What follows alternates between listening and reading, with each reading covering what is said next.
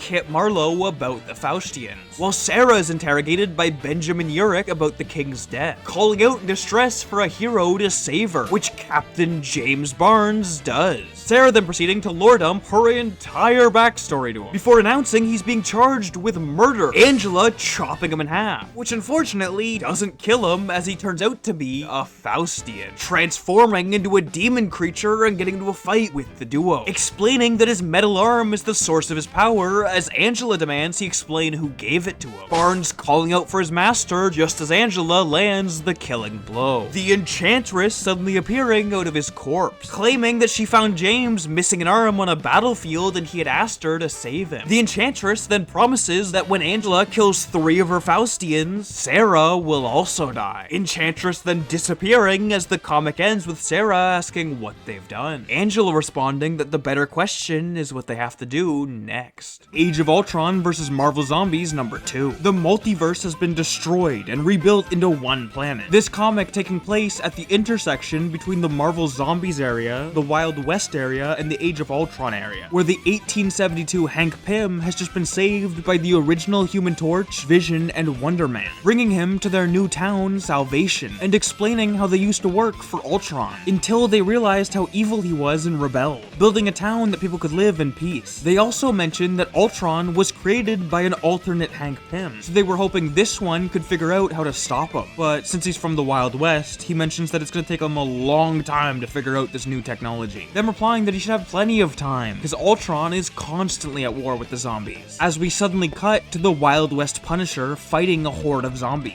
suddenly being vaporized by Ultron. The comic ends with him talking to the leader of the zombies, Magneto, and striking a deal. In 1602, Witch Hunter Angela number 2. Angela and Sarah are traveling through a forest, discussing the Enchantress's recent promise to kill Sarah, though Angela actually seems to be more worried about it than Sarah is. But before they can really talk, an explosion goes off, the duo rushing towards it to discover a cart full of people defending themselves from some crazed animals. Angela jumping in to help as she realizes the beasts have been corrupted by the Enchantress. She's then introduced to the group, which turns out to be a traveling show called the Gardener's Men, including Peter O'Cull, Goodman Root, and their intelligent animal friend, a raccoon.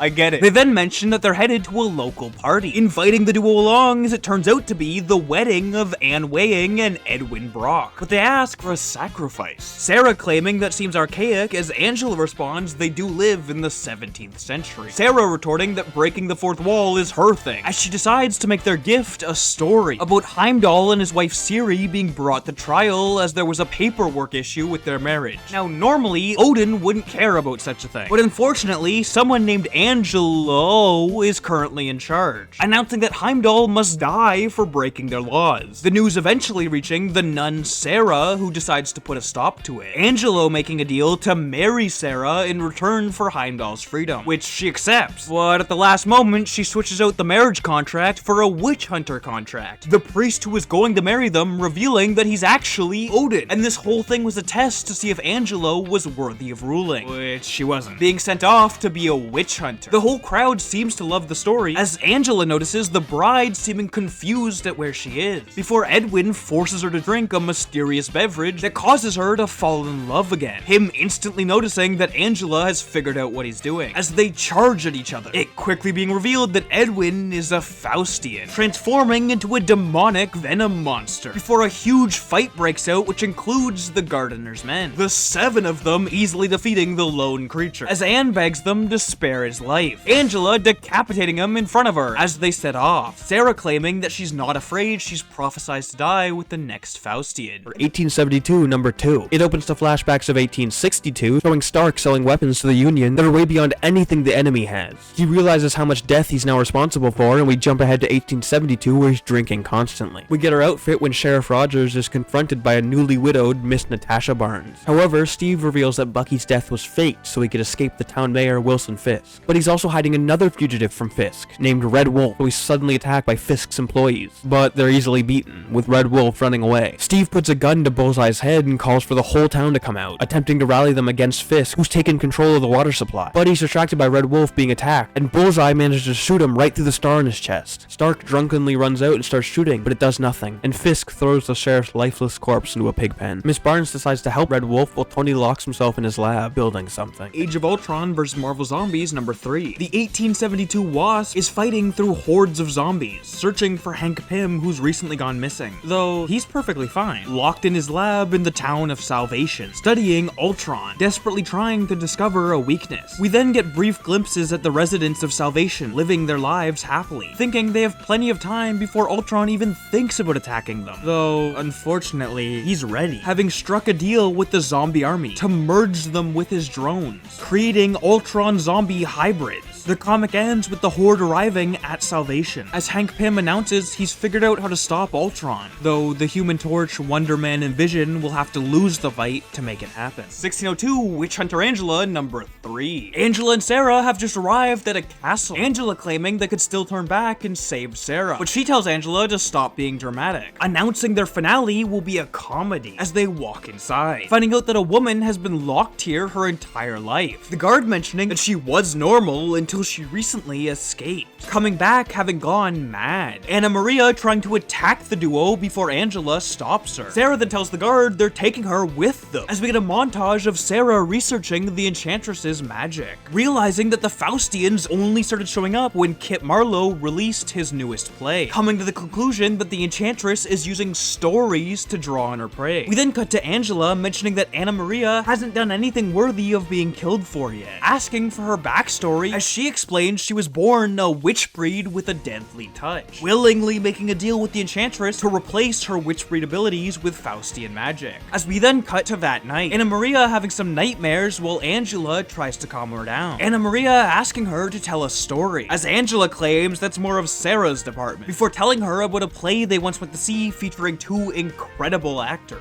who decided they wanted to play Romeo and Juliet together, which pisses off another actor who wanted to be Romeo, replacing the fake poison with a real concoction. Though when the actor drinks it, instead of killing him, it transforms him into Cloak, his partner realizing what's happened as she rushes towards the creature, kissing him, which transforms her into Dagger, throwing a light blade into the other actor's chest before the duo disappears. Angela and Sarah loving the show as we cut back to the Enchantress talking through Anna Maria, starting to transform her as she grabs Angela's weapon, claiming she can save them all as she stabs herself. But Sarah quickly realizes that Anna Maria is actually still alive, just having killed the Faustian version of herself, as Enchantress crawls out of the puddle of blood, claiming that even though the girl lives, the third Faustian did still die, reaching right through Sarah before announcing this is where their story ends. We then cut to a funeral, Angela singing a song as she burns Sarah's body, a voice claiming they already told Angela this would be a comedy, her realizing that Sarah's skull is talking to her as the comic ends. The 1872 number 3, where Miss Barnes and Red Wolf meet up with Bruce Banner, who's built a bomb in liquid form that can help them blow up the dam and give water back to the town. They split up, with Red Wolf becoming the new town sheriff and managing to kill Bullseye after a fight during a protest. Fisk comes out to get revenge when suddenly a barn blows up, revealing Tony in his steam power armor, who saves him. Barnes and Banner head to Fisk's dam, but get caught by Simon Williams, and the comic ends with Banner being forced to drink the green bomb goop. All new, all different, point 1, number 1. Now, this comic is about Maestro and the Collector attempting to choose a warrior for the Grand Master's challenge. But it's very long, and most of it has no relevance to this video, so I'm just gonna skip over the rest of the characters and head straight for when the Collector decides to recommend a true fighter. Cutting to Samuel Chung trying to figure out how superheroes balance a regular life with crime fighting, getting into a conversation with his sister Hannah about how they're low on money, as he can't get a better job due to being an illegal immigrant, despite the fact he's smart enough to have developed his own invisibility suit, claiming he wants to be the hero of Chinatown. He then spots Daredevil fighting some criminals, attempting to spy on him invisibly, but the blind man is able to see the invisible guy, scaring the new hero as he tumbles off a building, Matt catching him, which reveals his newest costume. The comic ends with Maestro questioning why he would choose Daredevil when he could choose the man who taught him instead. The final panel showing the Grandmaster's warrior Venom being defeated by Maestro's champion, Stick. Guardians of the Galaxy number 1, which contains some normal members like Rocket, Drax, and Groot, but also some newcomers to the group, being The Thing, Venom, who who's still in his Flash Thompson era, and a new Star-Lord, which turns out to be Peter Quill's now fiancée, Kitty Pryde. She takes down a bunch of Chitauri by phasing through them, destroying their tech, and they steal a mysterious artifact, but they can't figure out what it is. So they bring it to Peter, whose father has recently died, making him king of Spartax. He clearly already hates the duties of being king when it suddenly gets worse by Gamora being dropped out of the atmosphere by the destroyer of worlds, Hala. Got Moon Girl and Devil Dinosaur, number 1. We get the other half of our character from earlier as we see Lunella Lafayette, aka Moon Girl. She's heading to school to show off her science project, but she gets bullied by the entire class. That night, her parents ask her why she doesn't try to make friends, and she says science is the only friend she needs. While out metal detecting, she comes across a green orb, as we flash to millions of years ago, showing Moon Boy and Devil Dinosaur running through a jungle with a similar looking orb. They've just stolen it from a bunch of violent prehistoric men, but eventually get cornered, and Moon Boy is brought to the brink of death, somehow activating the orb, which opens a portal. A bunch of the men walk through it, so with his final words, Moon Boy sends his only friend, Devil Dinosaur, into the portal to avenge him. That portal ends up leading right to Moon Girl's orb while she's at school the next day. The men start attacking the kids, but Devil Dinosaur steps out and scares them off, grabbing Moon Girl and running away as the comic ends. Venom Space Knight, number 1. We get our new Space Knight outfit right off the bat, as Flash Thompson and Venom have just been deemed agents of the cosmos. Not that they know what that title even means, as they spend the entirety of this comic trying to figure out what their duties even are. Along the way, they encounter a robot that has a strange desire to be destroyed, and a family of aliens whose blood is useful for science shit, saving them from being trafficked by opening the ship's cargo doors while in space to kill the captain. The comic ends with a mother alien telling them that agents of the cosmos are heroes. Venom flying off into space with his death-wishing robot to try to fulfill that goal. The hero goal, not helping the robot die, I assume. In a Rocket Raccoon and Groot, number 1. The duo has recently gone missing, presumed dead, so we watch the Guardians mourn them. Well, some of them do. Venom and the Thing barely knew them, and Drax makes a speech that is just, Rocket loved his gun, and Groot said, I am Groot a lot. Suddenly we cut to across the universe to follow a new duo, Pockets and Shrub, as they meet with a mysterious figure who wants them to deliver some cargo to Lord Razkoon, who mistakes them for thieves, arresting them before opening their cargo, which turns out to be the hooded figure themselves, jumping out and attacking the guards, then taking off their hood, revealing themselves as carved traveler Groot. Avengers standoff, welcome to Pleasant Hill. Bucky Barnes is sneaking through a SHIELD facility, watching a recording of some experiment that went wrong, noticing a glowing child as some guards catch him, knocking him out before we get some flashbacks to World War II. We then cut to a man being woken up by a cop, him mentioning that he can't remember anything, as she welcomes him to Pleasant Hill, before bringing him to the local doctor, which turns out to be Eric Selvig, talking for a bit before leaving him alone. The man deciding to sneak out of his room, spying on Eric's conversation, and overhearing something about the program working and this just being a little glitch. Them suddenly noticing the man as he's tased by some SHIELD agents, waking up the next day in a bed and breakfast. The owner telling him to go for a walk as he overhears a news broadcast about there being a curfew and all the pets in town having gone missing, but it not being a big deal. He then decides he needs to escape, stealing a random guy's car and getting into a police chase that quickly ends when he crashes into a ditch, attempting to run away on foot, but he hits a force field, noticing that it's Stark technology before again being knocked out, waking up chained to a bed as we cut ahead 2 weeks, showing the man, now named Jim, in therapy, explaining how he's become a valuable member of the local community, and claiming he isn't trying to escape anymore as his last 3 attempts failed. He then talks about a weird moment he had where he found a random girl in the park with a dead bird, her asking if he's happy, before explaining she brought him here to give him a new purpose, claiming that's the entire point of this place as she revives the dead bird. A random man suddenly running up saying he's her father. As we cut ahead to day 36, Jim noticing a house on fire and trying to save a woman's baby, which she does, but he hears another voice inside the house, so he rushes back in, discovering a man who goes on a monologue about how this whole town is an illusion forcing them into new lives, asking Jim if he has any memories before we get a flash of a metal arm. But Jim claims it doesn't matter as this town is his home now. The man walking off as he mentions there's a secret tunnel under the bed and breakfast, telling Jim to make his choice as we cut ahead to him receiving a medal for saving the baby, getting to meet Mayor Hill, who questions him about the other voice he said he heard in the house, but he claims there was nobody else and he was just wrong, though she doesn't trust him, telling him to spend the night really thinking about who he saw, which convinces Jim to sneak into the tunnels, finding the mystery man as he explains he's built the device that can restore their memories, showing off a training video he found, which reveals that Pleasant Hill is actually a prison for supervillains, it ending by mentioning to report any sightings of a little girl. The man then using the device on Jim, as the final panel reveals he's actually Baron Zemo. Guardians of the Galaxy number 5. The planet Spartax is in ruins after the Guardians have just fought Hela. They beat her, but another villain, Yotat, immediately shows up. The group's still managing to beat him despite being worn out. We get a flashback showing how Yotat ended up there, having followed the Guardians from nowhere after fighting the Nowhere Corps, a team that includes Mantis. The comic ends with Peter being fired as king and rejoining the Guardians. Thanos, the Infinity Finale. Thanos has just killed himself to escape Annihilus, waking up in Death's domain as she reveals he's been dead for 3 months, leading him to the Infinity Pool so he can catch up on what's happened, discovering that Annihilus has killed off major cosmic entities like Galactus and the Celestials, before Thanos finds the last remaining group of heroes hiding inside Earth's moon, getting into a brief fight with the Hulk before announcing he's there to help them. Unfortunately, Annihilus has completely locked off his entire ship, the last 2 teleporters, Nightcrawler and Lockjaw, being unable to get in. But Thanos claims he can upgrade their abilities to allow the heroes to attack Annihilus, though whoever volunteers for the upgrade won't survive. Kurt saying he'll do it as Thanos begins to set up the device. We then cut to Mephisto, who's on Annihilus' ship, checking on our recently captured Adam Warlock, before transforming into one of Annihilus' minions, Baltar. Blastar sending him to speak to Annihilus, who tasks him with tracking down the last surviving heroes. Briefly cutting to Pip the Troll, who's trapped on Annihilus' ship, sneaking through the vents to find Adam, though he ends up running into a group of guards, only having 2 grenades on him, which manage to take out most of the group before he has to hand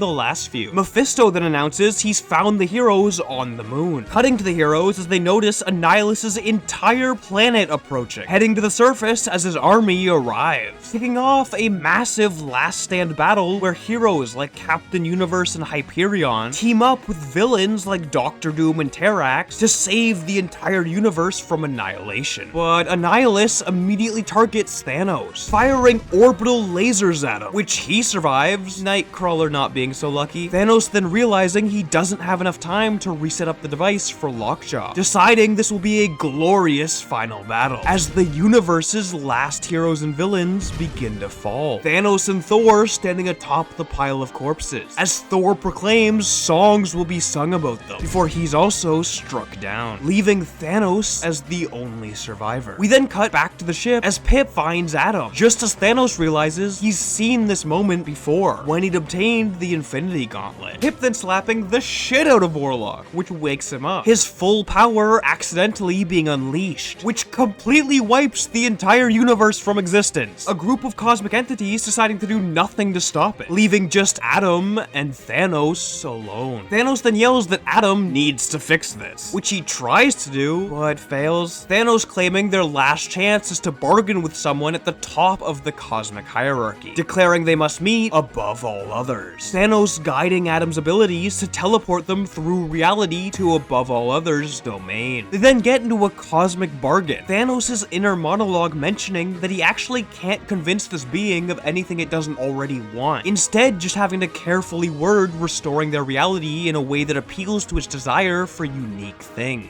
Above all others, agreeing to the bargain, but only if Adam holds up his end of the deal, which he agrees to despite it never being explained, claiming that it's his fault this all happened, so it's only natural he fix it, as Above All Others launches the duo through the timeline, allowing the universe to be reborn as they land in the negative zone right before Annihilus launched his attack, revealing to him that Baltar is Mephisto, as Annihilus sends his bug army to fight Thanos, who in turn summons Death's legions of the dead, starting an all-out war on Annihilus' home turf that Thanos easily wins. Adam using his near limitless powers to easily trap Annihilus and then escaping Mephisto. He then ages Annihilus down to a tiny bug as punishment, Thanos asking if he can at least kill Mephisto, which Adam denies, so Thanos stomps on Annihilus, Adam sending Mephisto back to his rightful domain, but removing his mouth so lying will be a bit harder in the future. He then makes Annihilus' right-hand man Blastar the new king of the negative zone, telling him to be a good one as the duo returns returns to their universe. Adam explaining that everything is back to how it was before this all happened.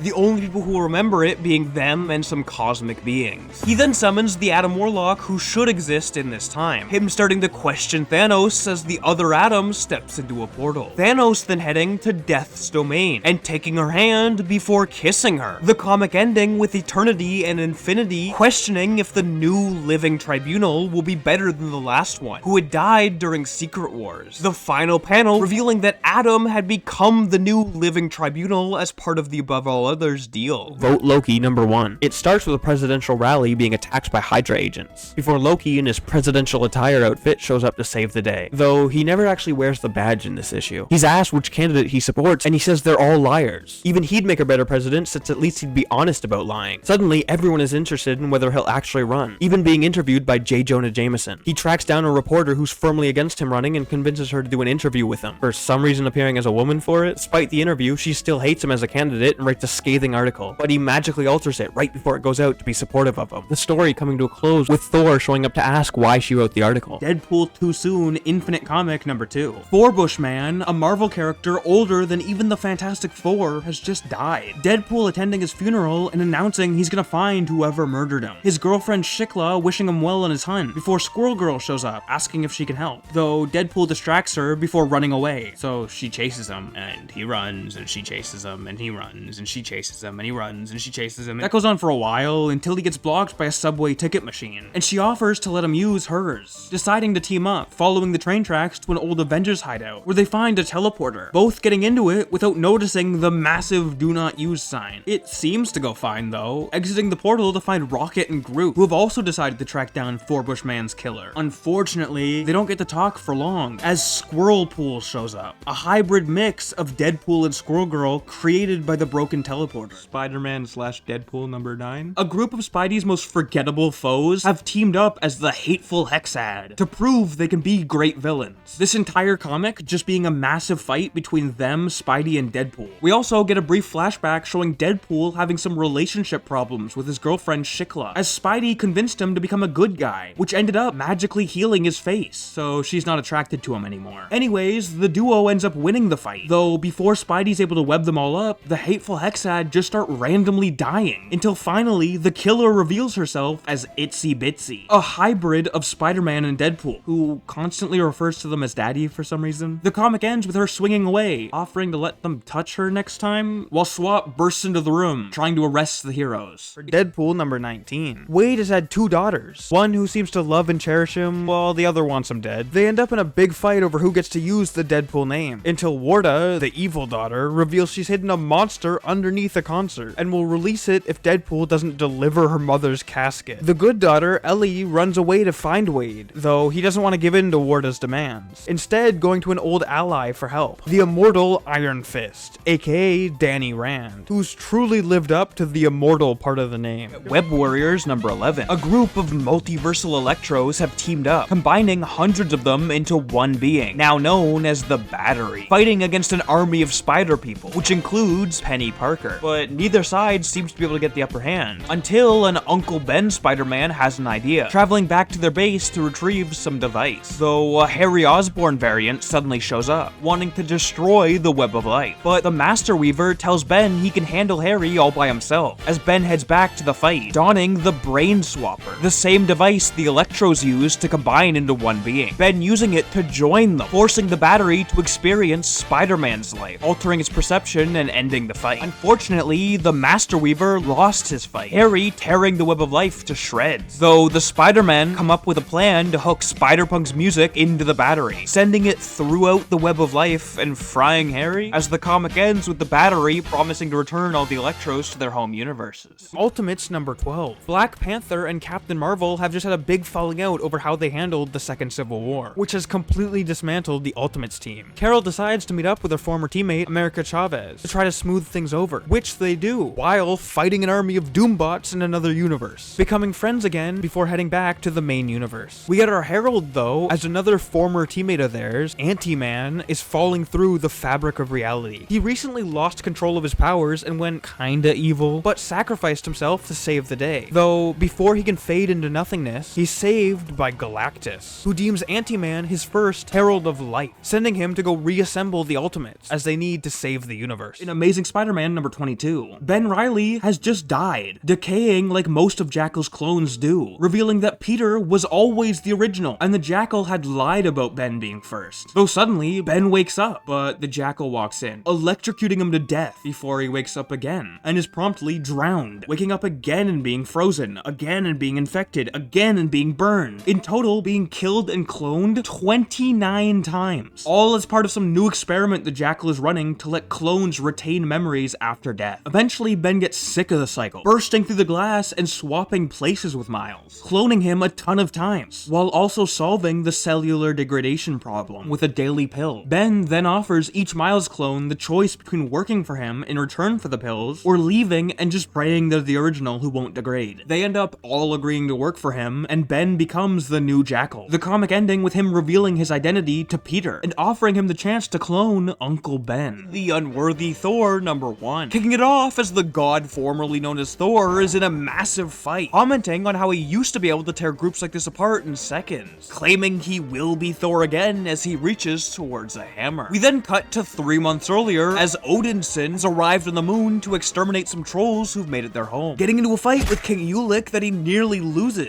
until Tooth Gnasher saves him, though the trolls just pile onto a flying boat. Thor attempting to throw his hammer after them, but he misses, stranding him on the moon while Tooth Gnasher fetches it, which ends up depressing him, as this was the place he became unworthy after Uatu the Watcher told him some big secret. He then gets into a conversation with the Unseen, who replaced Uatu after he died, him claiming that he remembers the universe being rebuilt after Secret Wars, mentioning that he saw the ultimate version of Mjolnir slip through the cracks, landing somewhere in 616, questioning Thor on where a Mjolnir would go, as he immediately races off towards Old Asgard, which was destroyed years ago, but is now completely missing, confusing the hell out of Thor as he spots Beta Ray Bill, who claims that he knows who stole Asgard. The comic ending with him offering Stormbreaker to Thor. USA Avengers number 1. The former New Mutants member Sunspot has just bought AIM, one of the biggest villain organizations, but he's trying to convert it for good, forming a new Avengers team consisting of Iron Patriot, who's basically just Iron Man if they focused entirely on defense, the Ghost knockoff Enigma, another former New Mutants member Cannonball, the current Red Hulk Colonel Maverick, and finally our outfit for this comic, Urban Hunter Squirrel Girl. Not much really happens in this first issue. They just introduce the team and have them fight the Secret Empire's flying volcano base. The comic ending with Captain America showing up, but not your regular old Steve Rogers. This one is Luke Cage and Jessica Jones' daughter from the future. In Marvel Future Fight on Eye on the Future number 1. This story takes place in an alternate universe where Steve was never frozen in time, and he had a kid with Peggy. That child eventually grows up to become Sharon Rogers, aka Captain America, who, just like Luna Snow, was originally created for the game Marvel Future Fight and appears in a crossover nameplate they did. She gets a mission from Nick Fury and has to go to the moon where she investigates a temple. She ends up running into the Guardians of the Galaxy though, getting into a big fight over some crystal. Drax launches her into space, but her suit was built by Tony Stark, so she comes right back down. Peter and her dive for the crystal, but as soon as they touch it, they get a vision of two worlds colliding, and both decide the other one can have it, ending the comic by teaming up to save the world. And you can join the fight too in Marvel Future Fight, not sponsored. All new Guardians of the Galaxy number 2. The Grand Master has instructed the Guardians to break into the Collector's Museum and steal some powerful egg. Unfortunately, his place is heavily fortified against any possible kind of attack, except Trojan horsing through a living creature's asshole, which wasn't even really worth it, as they're immediately caught by guards, though they pretty easily take them out. Eventually, they find the egg, but some more guards show up. These ones with the powers to make you see your worst fear, like Groot decomposing or Peter watching Earth explode. Luckily for them though, Drax's biggest fear scares the guards more than it scares Drax, causing them to run away. Their luck doesn't last long, as pretty soon after, the Collector himself catches them. The comic ending by cutting to another planet, where the Gardener is feeding his massive army of Groots, mentioning that not all of them are gonna survive, as one is ripped apart by Scar, Groot's kid. Well, technically they're all Groot's children, but Scar is like the main one, and also they're his kids because they were grown from him, like baby Groot in the movies. Edge of Venomverse number 1. We start off in a universe where X-23 is bonded with the Venom symbiote. She's hanging out with some homeless kids when a bunch of soldiers show up to capture her, but it turns out the symbiote has spread amongst the kids, a few of them helping her to fight them off. It doesn't last long though, as she suddenly sucks the symbiote out of them before teleporting across the multiverse, summoned by our skin, Captain Clintar, declaring they've got a war to win as the comic ends. Deadpool kills the Marvel Universe again, number 1. Kicking it off in a new universe, as Gambit has been discovered dead. Quickly cutting to A- same island as the Avengers Unity Squad, which includes Deadpool, fight MODOK. Though he announces, "Tirelessly I pondered what daydreams a carcinogenic piranha might revere," which suddenly causes Wade to stop fighting. MODOK claiming he's taken control of him, but he pulls out a rocket launcher, responding that he's snapped out of it and blasting him in the face. Before dying though, the villain summons his anti-uncanny Avengers, which Deadpool easily tears to shreds. Rainwave Ninja begging him to stop killing their friends, saying she's gonna shut him down, him telling her to go ahead as she screams out. The comic cutting ahead as a group of heroes discover the gruesome scene. Cable mentioning that he can't remember what's supposed to happen after this point, which means he's likely not gonna survive it. Mr. Knight immediately realizing Deadpool is responsible, as we cut to Wade in his apartment, getting a call which just repeats the same phrase MODOK said. The story then jumps ahead to the Aegean Sea as a bunch of gods arrive, claiming they heard other gods praying to them for help. Quickly noticing Deadpool hosting a beach party, a volleyball getting launched into the bushes as Wade goes to grab it. Hercules then realizing where they are as Wade holds up the ball, which turns out to actually be Medusa's head, turning the gods, including Loki, into stone. The heroes from earlier then burst into Wade's apartment, finding a file listing the weaknesses of all the recently deceased heroes, also discovering "help me" written in spaghetti on his desk. The comic ends with a voice asking who's next, as a bunch of others respond with heroes' names, revealing that a massive team-up of Earth's villains is responsible for Deadpool's new rampage. Deadpool kills the Marvel Universe again, number 3. Gwenpool is sneaking around a secret lair, discovering that all of Earth's villains have teamed up, though the person she's calling wants more proof, so she attempts to get a closer photo, instantly being caught by Abomination. We then cut to Mr. Knight and Punisher as they assume she's died, quickly discovering Rocket Raccoon, Star-Lord, Groot, and Mantis, along with the rest of the Guardians, all dead. Punisher stealing one of their guns before we cut to Xavier's school, as Deadpool helped send the original 5 X-Men back in time to stop the recent killings. So he presses the wrong button, tearing their bodies apart before leaving, stepping over the corpses of the rest of the X-Men. But he's actually not sure if he murdered them, pointing out there seems to be claw marks. The story then cuts to Cable and Misty Knight as they arrive at one of Wade's safe houses, heading into the basement where they find Deadpool's team, the Mercs for Money, all dead, except Gorilla Man, as he has a curse that turns anyone who kills him into a gorilla. We then finally cut back to Mr. Knight and Punisher as they arrive at the base Gwenpool infiltrated, though Wade shows up offering to go play basketball, but the duo refuses, Punisher mentioning that his gun is telling him to blow off school, while Mark tries to convert Deadpool to Khonshuism. He then gets punched in the head, which snaps us back to reality, sparking a fight where Punisher mentions he can tell Mark is only trying to subdue Wade, claiming they need to kill him, which Wade actually agrees with, causing Mark to accept their right as Frank fires the gun he stole earlier, it backfiring and causing him to disintegrate. Mark realizing that Wade had left the gun as a trap, launching them into another fight, though it turns out the more he hits him, the more lucid Wade becomes, getting a chance to explain the villain's plan before Red Skull appears on the screen, saying, "Tirelessly I pondered what daydreams a carcinogenic piranha might revere," as Wade stabs Mark through the chest, whispering into his ear as Mark calls Jessica Jones, his dying words claiming that he knows where Wade's going next. We then cut to Wade in a hospital, being checked on by some of Earth's smartest heroes, though surprise surprise, it actually turns out to be some villains, as a group of surviving heroes burst into the lab, noticing that Deadpool has been fused with Ultron as the comic ends. Deadpool kills the Marvel Universe again, number 4, starting in a robot gladiator arena, as Deadpool bot easily tears the rest of the competitors to shreds, though the comic shifts to reality, showing the newly merged Deadpool Ultron killing the Avengers, Scarlet Witch's corpse dangling from some electrical cables, as Wade catches one of Kate Bishop's trick arrows, shoving it into Cable's chest and ending his timeline, before dispatching of the rest of them, ending the fight by ripping the Ultron suit off himself. We then cut to Gwenpool as she kidnaps the Tinkerer, torturing him until he explains how they're controlling Deadpool, cutting to a montage of Wade murdering the world's remaining heroes, taking a break to play a fun game of hide and seek with Power Pack, Moon Girl, and Miss Marvel, before eventually saving some innocent mannequins from the evil Nova, which Gwenpool catches him doing, launching them into a fight, Gwen desperately trying to explain what the villains are doing to him, though he won't stop, stabbing her through the gut, crumpling to the floor as she whispers, "Tirelessly I pondered what daydreams a carcinogenic piranha might revere," telling him to stop the villains, as the comic ends with him setting off to find them. Marvel Legacy number 1 million years in the past to be exact, to watch what is basically the original Avengers team fight a celestial Steel, who's just landed on Earth. The team featuring Odin, the Phoenix Force, an Iron Fist, a Sorcerer Supreme, a Ghost Rider, and a Hulk. Sorry, a Star Brand. But her outfit comes with the ancient Black Panther, aka Bast Chosen. Suddenly, the modern-day Ghost Rider wakes up, revealing everything we just saw as a dream. He's somehow driven all the way from America to South Africa while sleeping, and is now being attacked by a man claiming to be Starbrand, which is apparently a hero the Earth itself chooses to defend it. Now, I'm pretty sure this comic mainly just exists to set up other comic storylines, because it keeps going back and forth between like 10 different characters, so I'm just gonna focus on the main plot, which boils down to the dream being a real thing that happened, and anyone who's a modern-day equivalent to someone in the dream is being summoned by the Celestial, who's still alive but buried underground. Starbrand is the only one who understands this and is trying to stop the rest from accidentally helping the Celestial, but Ghost Rider beats him up before just leaving, allowing Loki to show up and start planning some evil shit. I skipped over a lot of unimportant cutaways, but I do want to mention this comic is the first time we ever see the intergalactic empire of Wakanda. We don't see anything actually happen there, we just get a glimpse of it in one panel, but it exists. Thanos number 13. The story kicking off on the homeworld of the Chitauri, as Thanos has just accidentally stumbled upon them, conquering their entire civilization within 5 hours, and claiming his spot on their throne. Unfortunately, he's quickly told that someone else is also attacking the planet, the Chitauri having just assumed that the two of them were working together, as suddenly the cosmic Ghost Rider zooms up. Thanos immediately guesses he must work for Mephisto and backhands the shit out of him, though he whips out some chains made of Sidorak's bones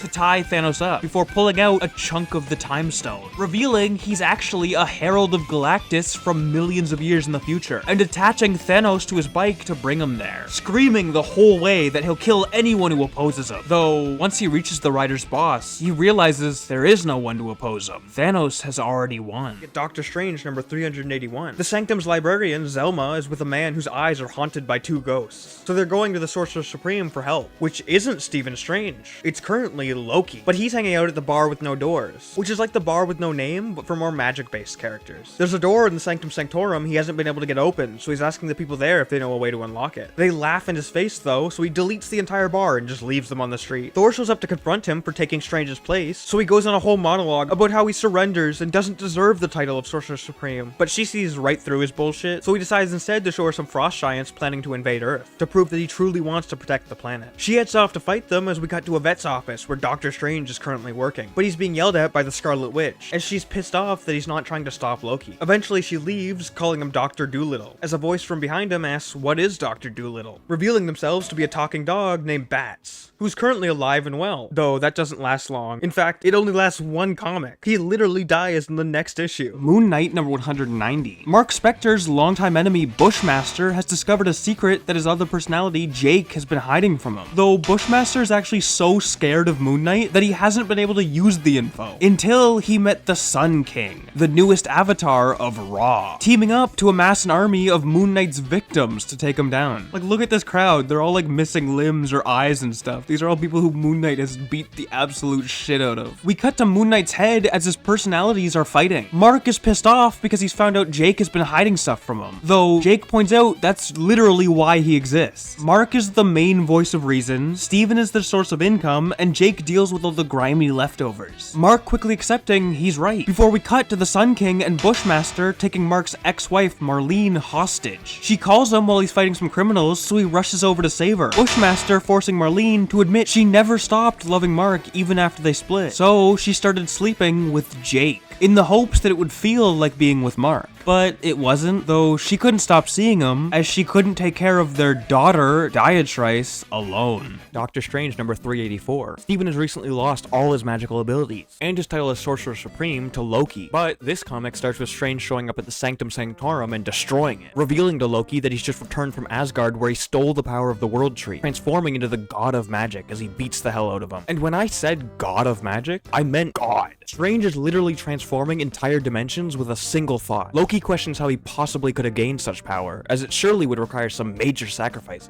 And that's when we find out Wong has been secretly running a monastery for decades that would sacrifice monks anytime Strange needed to perform powerful magic. Strange only found out about it recently, first getting angry at Wong for going behind his back, but eventually deciding to upgrade it, replacing the regular old mortal monks with a sentry, who'd be able to survive the rituals and keep them going forever, giving Strange essentially infinite power. Not that it really matters, because the Sanctum's librarian shows up and uses a spell that stops all magic for a few minutes. But Loki is still a god, so he punches Strange and forces him to open a mysterious door, which turns out to be a very big mistake, as the Sentry is only helping Steven because Steven helped him separate himself from the Void, but they couldn't kill the Void, so they locked him up, and now he's unlocked. X-Men Red #1. A bunch of civilians are attacking a kid because she's a mutant, when suddenly she's saved by the return of Jean Grey, along with the rest of the new X-Men Red team. They save another mutant baby before Jean Grey decides she's done letting mutants deal with this, coming up with the idea to create a mutant-only nation, meeting with Namor and T'Challa to convince their kingdoms to support her. They accept and she goes to the UN, announcing her goals. The meeting actually goes well, but then the ambassador of the UK starts to threaten her, claiming she'll never rise to true political power, when suddenly Jean senses something in her mind, reaching out to save her before the ambassador's head explodes, making it look like Jean had used her powers to do it. The cops start firing at her before Nightcrawler teleports them away, the comic ending by revealing the real culprit of the attack, Cassandra Nova. Venomized #1. Some X-Men students are having a nice day at school, when suddenly X-Force guns them down, though it's not actually X-Force, as they've been taken over by poisons, some creatures that are basically symbiotes, attaching to an already bonded pair and then eating the host to absorb their personality. The majority of this comic is just the poison slowly taking over the heroes of this earth, which, by the way, it's a crime we don't have a single poison skin yet, though the only way for them to take control of someone is to attach a symbiote to them first. So a lot of heroes are able to fight off the poisons and just end up with a new symbiote suit, one of which being Storm. The comic finally ends with the poison's leaders, Doctor Doom and Thanos, checking in on a newly kidnapped prisoner, Cletus Cassidy, as Carnage is the one symbiote who can resist them. Peter Parker, the Spectacular Spider-Man #304. Peter and Jonah have just saved the world with time travel, but it didn't quite work, as they reappear in an alternate timeline where Harry Osborn is president, and Dr. Octopus runs the police force. They head off to find the Peter Parker of this reality who's given up being Spider-Man to become a tech CEO, refusing to help at all, but luckily his wife Gwen leads them to the Resistance, which is just Captain America, Doctor Strange, and Ironheart. They offer to let Jonah join, but he doesn't deem himself worthy, commenting on how if this is what the world is like without Spider-Man, has he been on the wrong side the whole time? They eventually decide they have to time travel again, but all the heroes who know how to are dead, the only person left being Doctor Doom, though he's being held in one of Norman Osborn's super prisons. So Spidey dons a new outfit and sneaks in, opening a magic door to let the rest of the team through, perfectly in time for them to distract the prison's guard. Symbiote thing, as the comic ends with Spidey finding Doom. Swordmaster #1, where we get our Swordmaster outfit, frame 1, as Lin Lei is fighting a giant monster before being woken up by his roommate. It turns out Lin Lei's father has recently disappeared right after gifting him a mystical sword, so he tracks down the last men that saw him, and they reveal that they were grave robbers trying to break into a tomb, when Lin Lei's father tried to stop them, but he was too late and they unleashed some ancient evil that took his father. He pays them for the info, but puts the payment in a locked box because it's kind of their fault his father is gone. The comic comes to a close with this very normal delivery man arriving at his house. X-Men Gold #30, starting with a flashback to Colossus returning from the original Secret Wars, mentioning that he fell in love with a woman there and it's messed with his feelings for Kitty Pryde. Cutting to the present, at the wedding of Colossus and Kitty Pryde, the duo heading to the rehearsal dinner, which contains both the present and 60s versions of the original 5 X-Men, along with Lockheed showing off his new dragon family, before Kitty and Magic sneak onto the roof. Kitty mentioning that Magic doesn't seem very happy about her best friend marrying her brother, her responding that she is happy, but Kitty sees right through it, convincing her to admit that she thinks if Kitty and Piotr were meant to be together, it would have already happened by now. Magic immediately regretting it as we cut ahead to the wedding day, Nightcrawler admitting he's gonna propose to Rachel Summers after the wedding, as we briefly see Logan watching them from afar before everyone arrives at the ceremony. Kurt nearly forgetting the rings as Piotr spots Kitty walking down the aisle, the rabbi mentioning a lot of the troubles the couple has had to face, as Kitty puts the ring on Piotr's finger, and he in turn goes to put it on hers, until his hand phases right through. Kitty instantly apologizing as she sinks into the floor, Piotr asking Kurt to teleport him away, as the comic cuts to the would-be reception, everyone questioning what happened, as Magic blames herself, Rogue attempting to reassure her as we cut to Kitty and Piotr, at the same spot from the flashback earlier. Piotr questioning her as she explains she simply doesn't know. She wants to marry him, but their history is too messy. Him asking where that leaves them as we cut back to the reception. Storm mentioning that it might have been fortunate. It's better for things to fall apart now than years down the line, as marriage is hard. It requires a feeling that you'd rather not go on living than spend another day apart, which Gambit agrees with, standing up, walking over to Rogue, and immediately immediately proposing, just as Piotr and Kitty walk in, asking them not to let the evening go to waste, as Rogue says yes. Cutting ahead to the duo exchanging their vows, as Remy LeBeau and Anna Marie are finally married, 24 years after Rogue caught Jean's bouquet. Venom number 3. The comic immediately kicks off with Eddie having lost control of Venom, and they're attacking Miles Morales. But he just Venom blasts Venom, which snaps him out of it. They still fight though, because Miles has a bit of a bad history with the symbiotes, the Venom from his original universe having killed his mother. Eventually, Eddie talks Miles down and they head off to fight the true villain, a giant fucking symbiote dragon. Venom throws Miles straight into the dragon's mouth and he hits him with a massive Venom blast, which takes it down, but reveals the actual true villain, Null, the god of symbiotes, who knocks out Miles before separating Eddie and Venom, ending the comic by giving Eddie a glimpse at how ancient of a threat he is. In Amazing Spider-Man number 2, Man Mountain Marco and the Ringer have just been easily beaten by Spidey, though he has to quickly rush to class where the Lizard suddenly walks in. But before he's able to react, Kurt reveals he's created a device that gives him control over his transformation, so the school has rehired him. He's not the only villain in the school though, as Taskmaster and Black Ant have broken in, trying to steal the machine that originally created the spider that bit Peter. Taskmaster also mentions that he went to the School of Good Gooning. Anyways, the Lizard tries to protect the students, but apparently his device also stops him from participating in fights, freezing him in place, while Peter causes a chemical explosion that allows him to swap into a Spidey suit and easily take down the two thieves. That's not the only thing the chemicals did though, as the comic ends with Spider-Man helping a student who turns out to be Peter Parker himself. Thor number 3. Thor's brother Balder has become the King of Hell, though Hela and her brother Fenris have shown up, along with Thor's brother Tyr, to battle Balder, Thor, Loki, and their dog Thori for control of Hell, sparking a massive fight where Thor drags Fenris into a lake, the waters attempting to poison his mind with thoughts of doubt, though Thor overcomes them, bursting out as the group mentions that the realm is currently being attacked by the Queen of Cinders, and them all fighting between themselves is just gonna help her invasion, deciding to team up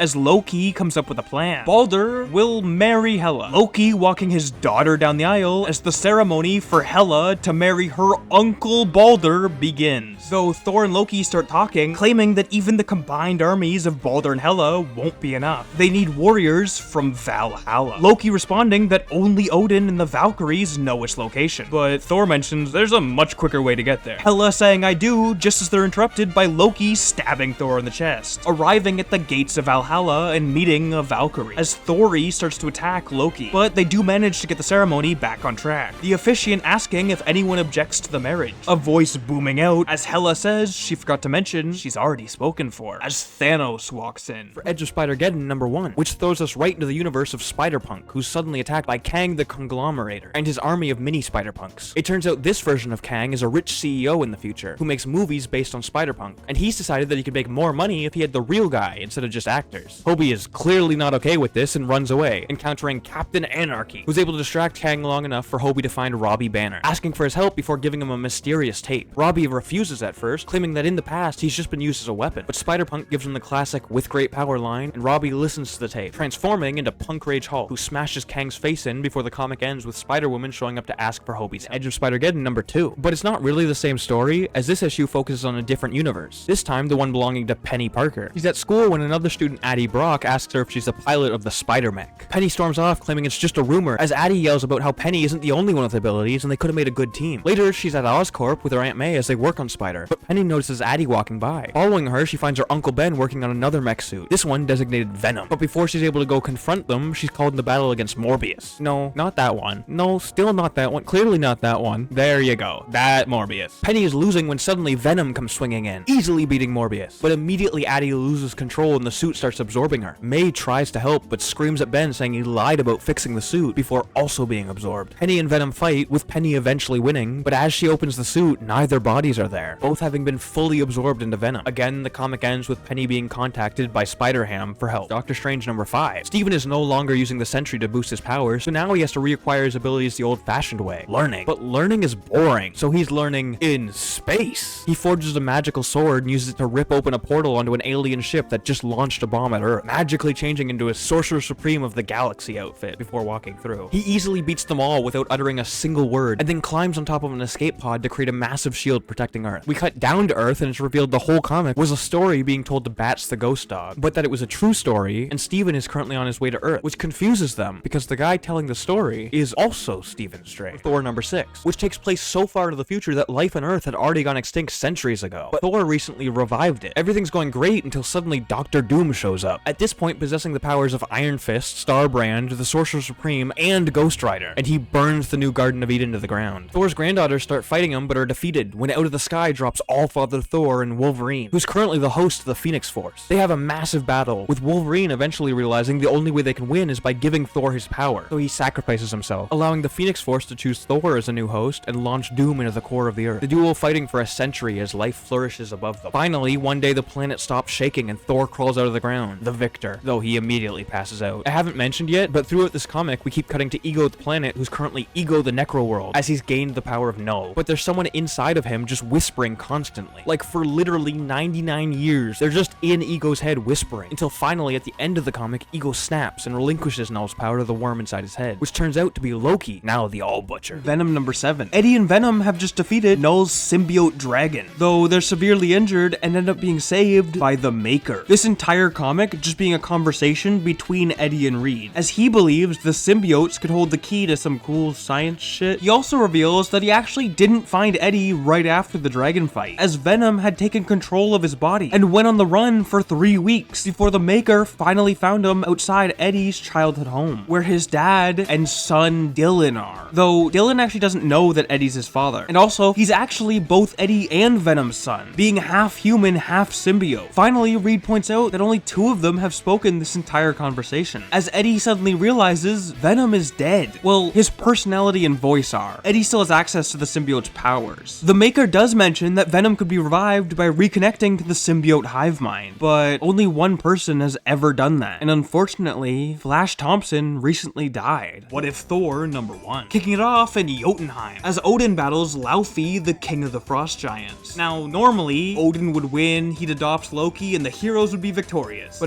this isn't one of those stories. Laufey proceeding to burst into Odin's palace, ordering the execution of every Asgardian, except Freya and her son, Thor, locking him in a dungeon where he ends up meeting Loki, both bonding over the fact they don't fit in with frost giant society. Loki gifting Thor a necklace as we cut ahead to the new brothers being sent on a hunting mission by Laufey. Loki attempting to trick the beast by going invisible, but it can still smell him, nearly killing him, until Thor spears its mouth open, shocking it from the inside, and denouncing himself as Prince of Winter. Laufey mentioning how proud he is, showing off the Ice Crusher hammer, which might one day get passed down to Thor. Loki getting jealous and disappearing, wandering off into a dungeon where he discovers Freya. The two immediately getting along as she helps him train his magical abilities. The story then jumping a few years ahead as Laufey forces Thor to battle one of his old friends, which Thor easily wins, finally being gifted the Ice Crusher. Loki then shows up, which excites Thor as it's been a long time since they've hung out, though he mentions that their father wants them to march on Muspelheim to defeat Surtur's army, which prompts Loki to help Freya escape from the dungeon. The duo heading to what's left of Asgard to revive the Bifrost, but Laufey catches them, Loki stabbing him in the eye, which pisses off the now blue god of winter, Thor, blasting Loki with a frost ray as Freya dives in front of it, instantly dying, as Loki mentions that Thor just killed his own mother, which just ends up pissing Thor off even more, screaming that they were meant to be brothers, as Loki claims he just wanted to go his own path in life, Thor deciding to spare him, allowing him to escape to Midgard. The comic ends by revealing Loki was telling the entire story to his children on Earth, as he opens his front door, noticing the necklace he made Thor on the ground. Venom number 8, which begins right after the death of Flash Thompson, so Venom is back in the hands of Eddie Brock. But even Eddie admits that he can tell Venom liked Flash as a host more. Suddenly it's revealed Eddie is with the Maker, who made it over to the main Marvel universe after Secret Wars destroyed the Ultimate Universe a few years beforehand. The Maker is studying Venom because he's discovered that when a host and symbiote bond, they create a codex that basically saves a bunch of information about them. The Maker, like the huge nerd he is, believes they could use this to advance science in some way. But he needs to study it some more, so he wants to dig up Flash's body. Venom immediately getting pissed off and attacking the Maker before trying to escape the building, accidentally smashing open a codex file belonging to Flash along the way, which injects Flash's personality into Venom, transforming them into the Lingering Impact outfit as they launch themselves out a window. The story comes to a close with some cult-looking guys carrying a codex in front of the preserved body of Cletus Cassidy, aka Carnage. Fantastic Four number 5. Johnny Storm has organized Ben Grimm's bachelor party, inviting a bunch of his friends, including Quill and Rocket from his time with the Guardians. Unfortunately, when Spidey swings up, he finds out he's not invited to the wedding, as Ben doesn't want any superheroes there, claiming it always ends in disaster. Thundra also decides that Alicia's bachelorette party sounds boring, deciding to go with the guys as the bus drives off. Johnny realizing that he's had failed relationships with most of the women in Alicia's party, as they arrive at a wrestling event that it turns out Ben is participating in, getting his ass whooped. They then head out to a bar to drink some Asgardian ale, as Spidey starts to give a toast, though Ben realizes it's just his wedding speech, cutting him off as a giant cake is dragged in, the Serpent Society bursting out and causing a massive fight as Johnny tries hitting on one of them, getting punched out as a no, briefly cutting to Alicia's party as Sue describes to her which direction a man is helicoptering, cutting back to the guys' party as the serpents are arrested, and they begin to play poker, rocket betting on Thor's metal arm, quickly cutting ahead as Thundra wins literally everything the guys had, Johnny attempting to invite her as his +1 to the wedding, but Ben interrupts him, demanding no superheroes, which causes a brief fight, destroying the bar before everyone heads home. Johnny and Ben sitting down on a curb outside, mentioning that the awful party is all Reed's fault since he bailed organizing it at the last minute, as Ben asks Johnny why he was hitting on so many people, him admitting that everyone around him has grown up, but he seems perpetually stuck as a bachelor. Ben simply telling Johnny to make the leap whenever the time feels right, claiming his favorite part of the night was their conversation, as we cut ahead to the wedding day, the gang flying to Arizona, though Sue mentions that Reed claimed he was too busy to come with them, but he promised he'll meet them there, as they start to drive to the ceremony. Reed zooming up in the Fantastic car as Alicia walks down the aisle, and the rabbi begins to speak, though suddenly they're interrupted by a massive hologram of Doctor Doom, announcing he's gonna save the world, as Galactus has arrived in Latveria, but he doesn't want the Fantastic Four to interfere. Ben getting pissed off, as Alicia mentions she can wait for him to save the world, but Reed says no, claiming he's been working hard to make sure this moment is perfect, setting off a chronal displacer which freezes the ceremony in time, allowing Ben Grimm and Alicia Masters to be married, the time bubble popping as the comic ends with them flying off. Winter Soldier #1. The story starts with the Winter Soldier helping a formerly corrupt cop escape the mob and start a new life, but he has to fight off a guy with superpowers and gets his arm broken, so he goes home and calls Tony Stark to fix it. Later on, he's meditating and we get a glimpse at our character, his new pet, Alpine the cat. The comic ends with him going to a bar when it's suddenly shot up and everyone inside is killed by a man wearing Bucky's original sidekick costume, telling him how big of a fan he is. Immortal Hulk, the best defense #1. Bruce Banner is being mysteriously guided to a barn in the desert by Hulk. For some reason, they're also back to the way Hulk worked in the first comic, kind of like a werewolf who only comes out at night instead of by rage. Anyways, in the barn, they find Doctor Strange's corpse, which pisses Hulk off as Strange was one of the few humans he'd consider a friend. Bruce quickly noticing the Eye of Agamotto is missing. He goes to the nearby town to ask about it, but it seems completely abandoned until he finds a bar with some old guy and a bunch of terrified cops. Turns out the old guy found Strange's corpse and discovered if you look in the eye, you see your secret truth, and that's terrifying to most people. So the old dude is using it as a weapon to control the town. Bruce says, okay, use it on me, pussy, which catches the guy off guard, so Bruce dives for the amulet and does use it on himself, awakening Hulk during the day and forcing the guy to surrender. He then reveals he figured out who actually killed Strange ages ago, turning around to point out Old Man Strange's astral form, implying he killed himself. West Coast Avengers #7. The team consisting of Hawkeye, Gwenpool, America, Kid Omega, Fuse, and Hawkeye 2 are currently in the Thunderdome, a circus run by a group of villains including MODOK, who mentions that he's mad they didn't go with his shark plan. They've captured most of the Avengers because they're emitting a high-frequency noise that disables powers, but Hawkeye 2 blocks the frequency with a sonic arrow, allowing the team to escape. They charge at the villains, but it turns out Hawkeye 2's ex-boyfriend Marvel Boy has already beaten them to the punch, having infiltrated the villain group by posing as Graviton. The team helps him out, so the villains teleport away, but before leaving, Gwen finds a pet MODOK left behind, Jeff, the adopted Avenger, convincing the team to let him join before the comic ends by revealing Hawkeye 2's father was running that group of villains. Daredevil #1. Starting as Matt is at a bar, picking up a random woman for a one-night stand before we get a flashback to Matt's dad dragging him into church, explaining to the priest that he got arrested for trying to stop some bullies from stealing another kid's stuff. The priest claiming the only thing Matt did wrong was getting caught. As we cut to Detective Cole North arriving at a crime scene, asking the criminal who hurt him as he yells out, "Daredevil did it." Cole pointing out to his fellow cops that Daredevil doesn't do what he does to help people, he just does it because he likes it. We then cut to the flashback again, this time after Matt has been blinded. The priest trying to help him control his anger at the world as we flash ahead to Matt unable to sleep, deciding to don his new modernized costume before running around the city, quickly discovering some men robbing a liquor store, getting into a brutal fight with them that he actually almost loses, but does eventually get the upper hand in, running away as the cops show up. The comic then flashing back to the priest, this time in a confession session with Matt right after the first time he dressed up as Daredevil, asking what makes him so different from Jesus, questioning why he can't be the hands of God. The priest responding that there's a difference between a man who helps others, occasionally using violence, and a man who specifically seeks out violence. We then cut back to the present as Kingpin watches a news broadcast about Daredevil's liquor store fight, it mentioning that 2 of the criminals have been arrested, the final panel revealing that Matt had actually killed the 3rd one. Killmonger number 4. This comic focuses on Killmonger and one of Kingpin's former mercenaries, Knight, as they meet up with another former Kingpin mercenary, King, and his wife. Killmonger is trying to help them escape to Wakanda to start a new life, but it turns out Knight had other plans, as she betrays the group and calls in a bunch of Bulgarian assassins. Killmonger starts chopping them up with an axe, but King's wife Cecilia is gunned down, so Eric dives at Knight. She beats the shit out of him though, and leaves the 2 of them to bleed out in the snow. But the comic ends with a god appearing. Killmonger first assuming it's Bast, but it's quickly revealed to be Bast's sister, Killaluna. Daredevil number 4. Frank Castle has kidnapped Daredevil, as he's recently murdered a man. Frank assuming that means Matt finally accepted killing is the smartest option, revealing that he's also kidnapped a random criminal, asking Matt if he should kill him or give him the chance to become the next Tony Stark. Matt claiming he's probably just had a rough life, but Frank responds that he killed a man for some coke and a jacket. Matt retorting that he likely has people who love him, begging Frank to let him go, which he actually does. The criminal immediately grabbing a gun and aiming at Frank, so he fires first, killing the man, questioning if Matt only believes in killing when it's self-defense. Matt then breaks the chair he's on, diving at Frank, though he easily beats him back, going on a monologue about how what he does is just basic math. Kill a criminal, end the crime. Before Matt fires at Frank with a sniper, quickly stealing 2 of his pistols and easily taking the Punisher down with just a few non-lethal shots, mentioning he could be way more deadly than Frank if he used guns, pointing out he may be a demon, but Matt's the devil, blowing up Frank's entire safe house. But he says it's worth dying to know that Daredevil will become a better version of the Punisher. Matt knocking him out as he claims his biggest fear is becoming Frank, rushing out of the building before crumpling to the floor, admitting to himself that he killed the liquor store robber, but that he can't let it stop him from doing his job. We then cut to the Kingpin calling Cole North, explaining how he's very happy with the strict anti-vigilante stance Cole has taken, but he actually hangs up on the mayor. The final page showing some cops finding the Punisher tied up as Matt walks off wearing Frank's shirt, claiming it's time to go to work. Venom number 13. Eddie Brock and his secret son Dylan are sneaking through New York, which is currently being invaded by the 9 Realms,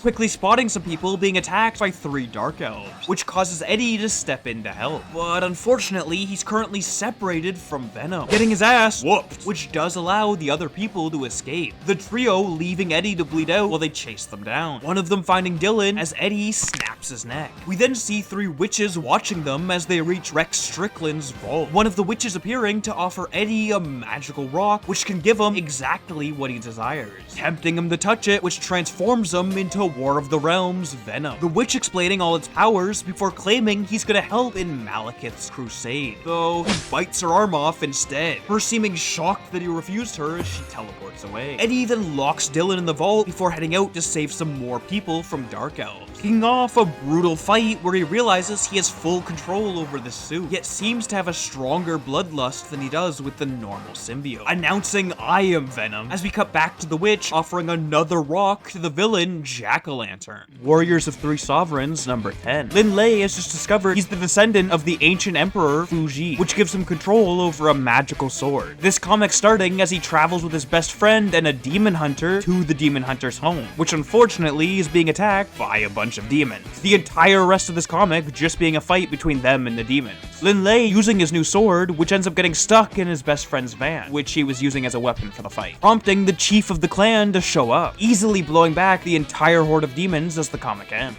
War of the Realms number 3. The 10 Realms are invading Earth. Thor's mother, Freya, equipping Cap with an Asgardian axe as we cut to Daredevil on the Bifrost, with a recently blinded Heimdall, who's decided to give his powers to Matt, transforming him into the God without fear, using his new abilities to send teams of heroes across the realms. The storyline then splitting into 4 different locations. The first is the Bifrost, where Daredevil, Jane Foster, and Heimdall battle some Dark Elves to protect the Rainbow Bridge, but Matt ends up being overwhelmed by his new omnipotence, allowing a single elf to get past, who then destroys the Bifrost. While back on Earth, Tony Stark and Shuri work with some dwarves to develop weapons to help the world fight back against the invasion, as each continent is being taken over by a different realm. The War Avengers assembling to defend London from Malekith, who's just defeated the Black Knight and stolen his ebony blade, stabbing Venom with it. The third location is then Svartalheim, some disguised heroes attempting to sneak through. The Punisher shoots an elf, blowing their cover as Ghost Rider summons his car, driving through the crowd and arriving at the portal the elves are using to invade Earth. At first attempting to close it until Sif senses the Bifrost has been destroyed, telling the heroes they actually have to protect the portal. The final focus is Jotunheim, where Cap has been sent to find a missing Thor. Their Pegasuses suddenly being shot out of the sky by frost giants, kicking off a fight that the heroes easily win, though their mounts all die in the process, causing them to have to walk, eventually discovering a pile of dead giants that a crazed one-armed Thor stands on top of. The last panel showing a new map of Midgard. Doctor Strange number 13. Galactus has just been trapped in the mystical side of the universe by an alien wizard named Zolaz. Doctor Strange is with him though, desperately trying to figure out a way to help Galactus out of the mystic realms, as eating magic planets is literally driving him insane. But Galactus doesn't care and continues to eat magic planets. Though luckily, Steven's ex-wife Clea shows up, helping to banish Galactus into a temporary safe zone, allowing Strange to come up with a plan, announcing he'll help him find his way out as Galactus's herald, while also trying to cure his growing insanity. Galactus accepts, though the comic ends with Strange realizing it's much harder to find a suitable, uninhabited planet than he expected. War of the Realms, New Agents of Atlas number 1. Jimmy Woo has just invited Silk, Miss Marvel, Shang-Chi, and Amadeus Cho to join his superhero organization, the Agents of Atlas. And if your ears perked up because you vaguely recognize the name Jimmy Woo, it's the guy from Ant-Man 2. Suddenly on TV, they see invaders from other realms attacking the world. Miss Marvel leaving to go to New York while the rest head to South Korea. But there's already a few local heroes there, including White Fox, Crescent, and the K-pop sensation Luna Snow, who you might already know actually originated in the game Marvel Future Fight, but this is her first comic appearance. Unfortunately, they don't make a very good team and end up all just fighting each other until the full army of Muspelheim shows up, along with a new ally, the fire goddess Toto Pele. Black Cat number 1. Starting as Felicia Hardy arrives at a party. One of the security guards, Sunny, instantly freaking out as they recognize her, getting into an argument with another guard about how seriously they should be taking it, as Felicia runs into the leader of the Thieves Guild, who's currently pissed at Felicia for messing up a heist they did. The cat then stealing her olive with some extendable claws as we cut ahead to Felicia examining some art along with 2 random waiters, before she's kicked out by security. Though right as she makes it out the door, they notice that a painting has gone missing. Her driving off as it's revealed the 2 waiters were actually working for her, turning out to be Boris Corpse and Bruno Granger, the exact same guys she hired to break her out of prison in her very first comic appearance. Unfortunately, the Thieves Guild catches up to them, Felicia changing into her suit while Boris watches, proceeding to easily fight off the pursuers as she tries to convince Boris not to commit a war crime, before the security guard Sunny rides up on a moped, though she claims that she's bad luck as he hits a rock in the road, sending him straight into the river. Felicia then tells the grunts to keep driving as she swings out of the vehicle with the painting, eventually losing the men following her as the gang arrives at their safe house, for offering them the chance to leave as the Thieves Guild is a dangerous enemy, though they say they want to stick around, which makes her proud. As the comic ends with the thief who taught both her father and her, the Black Fox, arriving. Loki number 2. Kicking it off at Stark Unlimited, where Loki has just arrived, asking to meet with Tony as the receptionist transforms into Tony, before launching Loki up through a trapdoor, landing chained to a wall in Tony's office. As Loki claims he's here for advice, king to king, but Tony mentions he's not a king, as Loki says Thor sent him, which causes the wall to release him. He then explains how he and Thor recently stopped Ragnarok, which means for the first time the Asgardian gods are free from their natural roles, Loki no longer being the god of mischief or stories, instead simply being the new king of Jotunheim. But Loki doesn't really enjoy ruling a frozen kingdom, asking Thor if he can join the Avengers, Tony questioning what his response was, as we get a glimpse at Thor laughing, but Loki claims he told him to ask Tony instead. We then briefly cut to the Nightmare Dimension, where a woman is dreaming of a boardroom, the villain Nightmare suddenly crawling out of a guy as he announces he wants revenge on the king of Jotunheim, which is actually currently a snowman who's taking Loki's place while he's on Earth. Nightmare then wakes up the woman, which allows him to access the real world, announcing, "What if you'd never gone to that party?" before flying off, which causes the woman's girlfriend to suddenly vanish along with all her belongings. We then cut back to Loki as he fucks with one of Tony's new cars, which causes him to question why he's even still talking to the god, denying his Avengers application. As Loki points out, he's already proved he was a hero by taking down Tony's illegal sky casino, which Tony seems to have no knowledge about. As Loki's inner monologue points out, he has the power to conceal his lies, but he also has the power to amplify his truths, asking if he's lying about wanting to be a hero. Tony then thanking him for blowing up the sky casino. As he explains, the only way he's letting Loki join is if he walks in carrying Mjolnir. He then steals one of Stark's phones before leaving. The comic ends by cutting back to Thor and Loki's conversation, revealing that after Thor left, he claimed that being an Avenger simply isn't what Loki is built for, before walking off.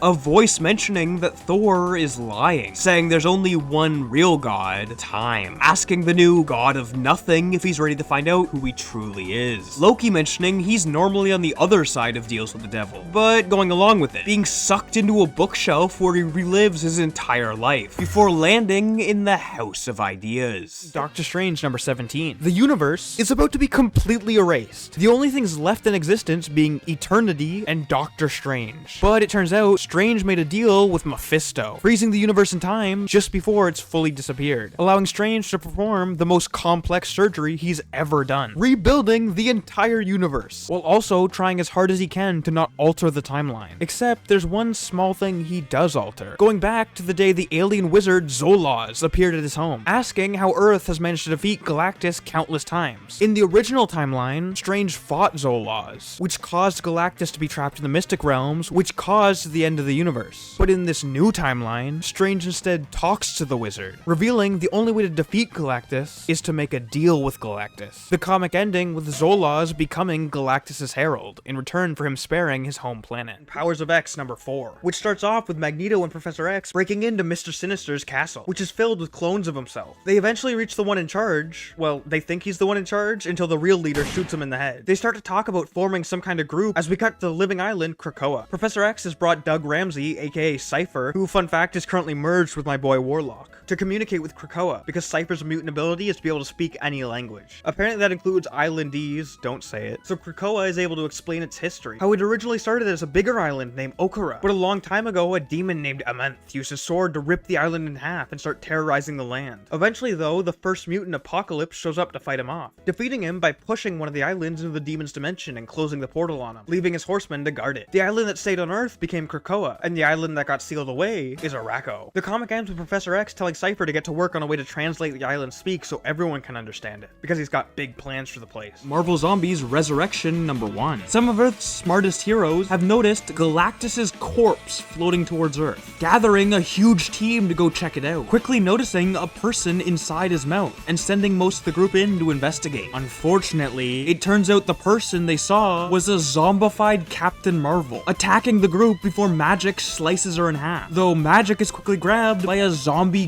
Groot. More space-themed zombies start crawling out, causing a massive fight which includes the newly zombified Magic. Most of the group is eaten, but the Fantastic Four nearly escape, though they end up running into a zombie Silver Surfer, who infects Johnny, so Ben stays behind to allow Reed and Sue to escape. But right before they make it out, an invisible barrier appears, as Sue had also been infected. We then cut to the War Machine, who'd stayed behind to watch the ship, as a zombie Thor suddenly flies straight through it. The comic ending back on Earth with Spidey talking to Valeria Richards, as Galactus' corpse falls from the sky. Marvel's Action Avengers number 10. Again getting our outfit frame 1 as Captain America roams Advanced Idea Manhattan, under the regular old control of AIM, and our glorious leader MODOK. Suddenly he's attacked by Black Panther and Iron Man rips the mind control device off of Cap, which wakes him up, realizing that AIM has taken control of the city and most of the heroes. They head down to the Avengers' secret base, but it turns out Cap had a tracking device on him, and a bunch of AIM-ified heroes show up to fight the team. During the fight, Hawkeye starts taunting Cap, and suddenly he realizes none of this is real, and we cut to him asleep in a hospital room surrounded by Avengers. Spider-Verse number 1. Miles Morales is fighting 8-Ball, who, fun fact, originated as a Sleepwalker villain. I'll take any opportunity I can get to mention Sleepwalker. Suddenly he's pulled across the multiverse, and this entire comic is just him visiting various dimensions. I'll rattle him off. He starts in a gang war between Spider People and Green Goblins, before being sent to Monster Hatton to meet Spider-Monster. Though he's quickly whipped away to a Mad Max universe where the X-Men are chasing down found Lord Spider. He takes a quick pit stop in Spider-Punk's reality before finally landing in a manga-style universe to meet the person who summoned him, Spider-Zero, asking for his help to save the Web of Light. Deadpool number 1. Wade has just been ripped apart by the King of Monsters. Flashing back to the day before as he gets a call for a job, which he turns down as it's his birthday. Kidnapping the mailman for a friend and some free presents before his conscience gets to him, causing him to meet with Blaylock, who hires him to kill Staten Island's new King of Monsters, as the entire island is becoming overrun with monsters, which is technically legal due to some centuries-old deal. Paying Wade with a gold bar as we cut back to the present, where Wade is talking to the King's Chamberlain, Bellis, who claims he doesn't actually like the King, just as Elsa Bloodstone stomps on Wade's face. She then explains that she's also here to kill the King, the duo charging at him as Elsa says it should be pretty easy. Cutting ahead to 5 seconds later as they're both about to be eaten, Wade screaming that Elsa just tastes like silicone before slicing up the King's tentacles, barely saving Elsa as his arm is bitten off. Her panicking as he tells her it's fine, because that was his grenade arm. His pin arm is still perfectly intact. The King suddenly being killed by 40 grenades, as Wade claims it seems like Elsa might like him, her denying it before saying there's nothing silicone about her, leaving just as the monsters announce that whoever kills the King becomes the King, which now makes Deadpool King of Monster Island. We then cut ahead as a snowman delegate vomits all over him, before he's introduced to the former King's honor guard, which consists of a bunch of monsters alongside Chet Morita, who's just a regular dude that still lives on Staten Island, though Deadpool says he doesn't need guards, instead asking them to be his Knights of the Roundish Table, who will just do all his kingly duties for him, as he's called out to deal with a kraken who keeps eating the fairy, briefly speaking to it before his leg is bitten by Jeff the Landshark, as he spots Gwenpool, who asks him to take Jeff, claiming that it'll be safer here as her books keep getting cancelled, while Deadpool always has a book. Wade saying they can figure something out, but she refuses, telling Jeff to be a good boy as she leaves. The duo standing silently before Wade mentions it was his birthday yesterday, and nobody called him, claiming that they have to keep moving forward like a shark. They then head out for ice cream with Bellis, having a good time together as the comic ends with Bellis heading home, where he's suddenly speared by the son of Kraven. In Fallen Angels number 1, Psylocke's two personalities have finally been separated, Quanon peacefully meditating on Krakoa, until she suddenly gets a vision warning her of a new god being created named Apoth, and that she needs to head to a train station in Tokyo to stop it. Unfortunately, Krakoa is currently on full lockdown, no one allowed in or out, but Magneto is the one in charge, and while he can't officially let her off the island, he can accidentally direct her to Mr. Sinister, who has his own way off the island. Though we quickly cut to X-23 and a young Cable, which is kind of funny since they're both kids of Rivals characters, but I haven't talked about either of them in this video, getting into a brief sparring match, before Psylocke recruits them to join her, heading off to Tokyo where she's able to use her old connections from her assassin days to obtain some security footage of a child with a butterfly tattoo attaching some device to their head and then murdering a bunch of people, suddenly getting a flashback of her own daughter, Himiko, being taken away and branded with a butterfly tattoo as some kind of assassin training. Psylocke flips out, demanding they give her more info about Apoth, but her connection claims they know nothing, so Psylocke stabs them in the head and drains the info out, leading to a barn filled with kids, who instantly all drop dead, except one, who Apoth uses to taunt Psylocke, before also dropping dead. The comic ends with her asking X-23 and Cable to find some trustworthy team members. Deadpool number 2. Wade has just become the king of Staten Island, attempting to turn it into a safe haven for monsters. This comic starting as he films a commercial for the island, which includes Jeff the Landshark, though he ends up getting eaten by a snowman, which kinda derails the whole shoot as we skip ahead to Deadpool hanging out with his honor guard, which Jeff is a member of, discussing the fact that a bunch of monsters have recently gone missing, briefly cutting to Elsa Bloodstone as she's hired to kill Deadpool, before cutting back to Staten Island where Deadpool has just finished refilming the commercial, as Captain America shows up, asking Wade to bring the monsters somewhere else, because he's scared innocent people may be killed, which kinda pisses Wade off, as he's decided he belongs with the monsters, getting his buddy Hurl to teleport Cap off the island. Unfortunately, Steve Steve was the least of their problems, as the son of Kraven shows up, with the corpses of the missing monsters. The Honor Guard instantly charging at him, though all of them are caught in a net except Deadpool, Jeff, and a few pieces of Collab the Pile. As suddenly, Kraven throws a spear at Jeff, Deadpool diving in front of it as Kraven takes the opportunity to taunt him. But out of nowhere, Wade is shot by Elsa Bloodstone, the bullet causing him to magically explode, as the comic ends with the son of Kraven and Jeff alone. Hawkeye Freefall #1. It opens with a gathering of goons run by the villain The Hood. He's giving them some missions when suddenly one of them reveals themselves as Hawkeye, who manages to take everyone out and have them arrested. He doesn't like how cocky The Hood was acting, so he decides to watch the court case. But it turns out The Hood got off scot-free while his goons went to prison. Clint finds him outside the courthouse, Hood straight up admitting that he views heroes and villains as a game of cat and mouse. He doesn't care who wins each individual fight as long as he gets to keep playing. Suddenly we cut to across the city and someone dressed in the Ronin outfit is killing FBI agents. The next day, Falcon and Bucky confront Clint since at this point only 4 people have been Ronin. But Echo has a noticeably different body type, the Red Guardian is out of the country, and the FBI agents weren't vampires, so there's no reason it would have been Blade. The only option left being Hawkeye. He claims it wasn't him and says maybe it's the Hood trying to set him up. That night, they head to a deal Hawkeye heard about, donning his free fall outfit. But Ronin ends up crashing the deal and kicks all 3 of their asses before the comic ends. Thor #1. We watch Mjolnir fly across the 9 realms before killing a giant monster the Avengers are fighting. Tony taking the opportunity to write a note on Thor's hammer, revealing he's just retired from superheroing and become a full-time king. Though he doesn't seem very happy about the change, not even being sure he's worthy anymore. Loki pointing out that Mjolnir seems to be getting heavier. Luckily, he quickly gets the chance to prove himself, as Galactus crashes into Asgard, declaring the Black Winter is coming. Thor assembling a few of Galactus's previous heralds to ask what the hell the Black Winter even is. The group including Frankie Ray, Stardust, and Praetor, along with the Cosmic Ghost Rider, who I haven't mentioned as he worked for a different universe as Galactus. And weirdly enough, Alpha Ray, Beta Ray Bill's enemy, who did briefly work with Galactus, but was never officially a herald as far as I can tell. Unfortunately, none of them know what the Black Winter is, though the next herald to walk in does, the Silver Surfer, who's currently completely black because of a story arc I've never read, but someone in the comments can probably explain. What I can explain though, is the Black Winter, which is revealed to be the entity that ended Galactus's original universe, and shot him into this universe with his unending cosmic hunger. Thor decides to offer his entire army to Galactus, but it turns out when you gaze into the Black Winter, you see your own death, and when Galactus gazed, he saw Thor, so he wants to keep a closer eye on him, transforming Thor into his herald, and setting off to find some planets the Surfer discovered that could give Galactus a major power boost. In Atlantis Attacks #3, the agents of Atlas have just helped return an ancient dragon to Atlantis, though it suddenly went crazy, attacking the civilians, Namor blaming the agents for the attack, as the comic starts with him beating the fuck out of Amadeus Cho, who's suddenly saved by Wave and the Sirenas, ancient enemies of Atlantis, though he passes out, later waking up on a nearby island where they're holding Namor prisoner, getting into an argument with Mike Newen, the creator of Pan, a portal city that combines a bunch of major world metropolises. Mike claiming that Namor is going to attack Pan, so they need to invade Atlantis first, as suddenly every single agent of Atlas comes crawling out of the woodwork, including Luna Snow. It turns out Namor's cousin Namora has discovered a device that was attached to the dragon, which is what caused it to attack the civilians, pointing out the tech belongs to the Sirenas, causing an even bigger argument as everyone is forced to choose whether they side with Atlantis or the Sirenas, both sides giving their own explanations for why their people are in the right, as suddenly Isaac Aikida, the protector of Pan, shows up, siding with the Sirenas and freezing the Atlantis supporters in time, heading out to invade Atlantis as suddenly Namor breaks free. Excalibur #8. The story starts with Excalibur, a team which includes Psylocke, who, fun fact, is currently Captain Britain, fighting Cullen Bloodstone, though the fight doesn't last long as they quickly agree to talk it out over dinner. Turns out Excalibur is on his land to exterminate all the werewolves in the area, as part of some plan Apocalypse has cooked up. Cullen allows them to hunt the creatures, as long as they don't use their powers, and he's allowed to join in. The next morning, the mutants start the hunt without him, and use their powers, which pisses him off and makes him let loose the parasite within him. But the fight doesn't even last one page, as Rogue absorbs a werewolf's powers and takes him down. They collect all the werewolf skulls, but unfortunately, the final one left is a baby, which they refuse to kill, and end the comic by taking it home as a pet, naming it Amazing Baby. Empire Fallout Fantastic Four #1. Mantis' son Kwa and his race, the Kwati, have just waged a war against the Kree and Skrull empires, who put aside their millennia-old beef to unite and win, now being ruled by former Young Avengers member Emperor Hulkling. This comic is mostly just about the characters resting on the moon after the war, including 2 orphans, the Kree Joven and Skrull and Kala, who were saved from a child fighting ring. The heroes heroes decide, instead of imprisoning Qua and his people for their crimes, they'll simply give them a new planet, incredibly far away from anyone else, quickly terraforming it to suit their needs.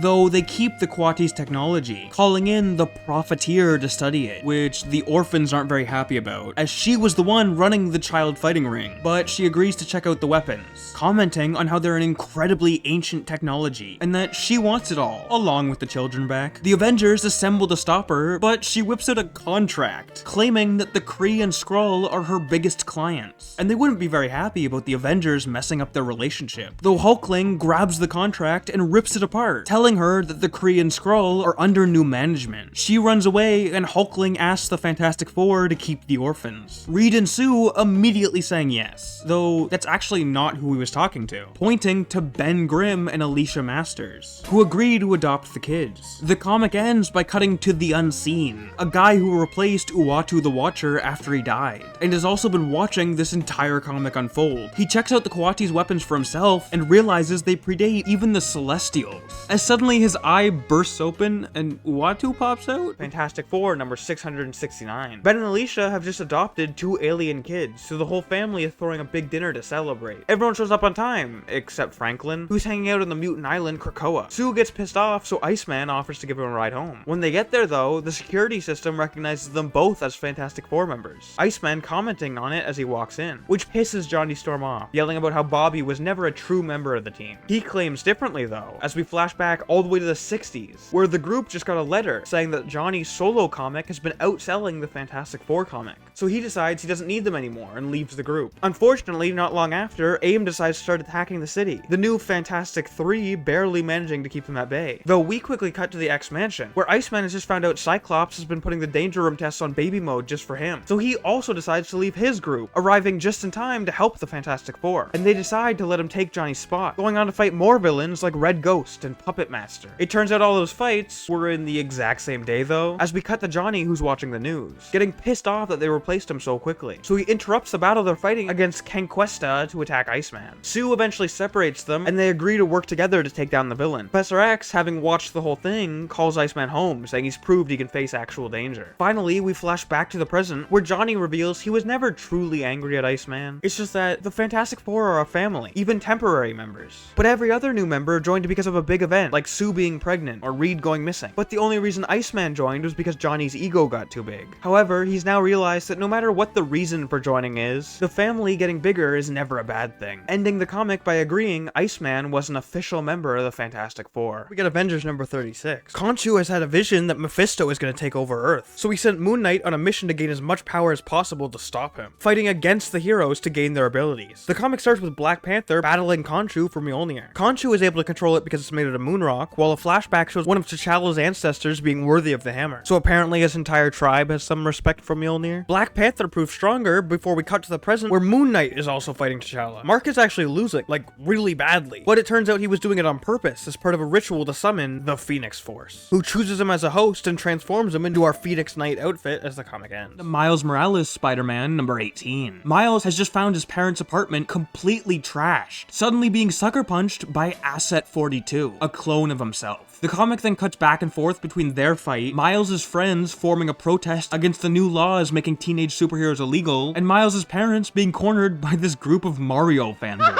Jeff just running away. Eventually, the two Spider-Men venom blast each other, Miles later waking up tied to a chair next to the Assessor. Black Widow number 2. Natasha disappeared 3 months ago, but Hawkeye and Bucky have just found her living in a mansion married to some random guy, so they've gone out to investigate, debating whether they should even interfere, before Clint gets into a conversation with her, where she doesn't seem to know him, but also seems to be happy with her life, as suddenly Stevie Gray, her son, walks into the room, which confuses the fuck out of Clint, since the kid is way older than the 3 months she's been gone. He leaves and we cut to the villain Arcade, who seems to be the one responsible for Natasha's new life, along with a bunch of other mysterious people he's on a call with, but they actually tell him to leave Clint and Bucky alone, as seeing them fight might trigger her. She doesn't really need them to do that though, as later that night, she's out walking around town when she finds a woman cornered in an alleyway by some guys, beating the fuck out of them without even trying, and seeming confused at how she did it, heading home where she zones out and accidentally builds a bomb as the comic ends. Daredevil number 24. Matt is pissed off at Foggy, as Daredevil is currently being accused of murder. It would make the most sense for Matt to be his lawyer. So Foggy has convinced Matt's twin brother, Mike Murdock, to pretend to be Matt, claiming the real Matt is in rehab, allowing Daredevil and Matt to be in the same place at the same time. Matt then jumping off the building as we cut to Kingpin in the shower, Typhoid Mary showing up and asking to be his personal bodyguard, but he claims he already has one, just as the guard's body hits the floor. We then cut back to Matt as he calls Tony Stark, asking for him to bid on an upcoming auction where a large piece of Hell's Kitchen is being sold, which Tony agrees to do as we cut to Mike speaking to Matt's ex, Kirsten, who gets annoyed at him for suddenly acting so different, for storming off as Daredevil confronts Mike for flirting with her, though Mike actually doesn't know that Matt is Daredevil, claiming that he wasn't flirting with her and is just trying to help his pill-addicted brother, walking off as he insults how Matt has treated Kirsten, but saying that at least she's alive, unlike most of Matt's exes. Daredevil then runs through the city, getting a call from Tony, who reveals he was outbid. Matt assuming that means the villainous Stromwinds bought Hell's Kitchen, which now means he needs to protect the city and therefore cannot lose his court case, despite the fact he actually does want to face justice for his crimes. We then cut ahead to him driving to the court hearing, apologizing to Kirsten for being such a pain to work with, walking into the court where some fellow heroes along with Elektra are waiting, the Kingpin and Mary also showing up, though right as the judge appears, Elektra whispers that she was the one who bought Hell's Kitchen, claiming she'll keep it safe while Matt makes his foolish sacrifice.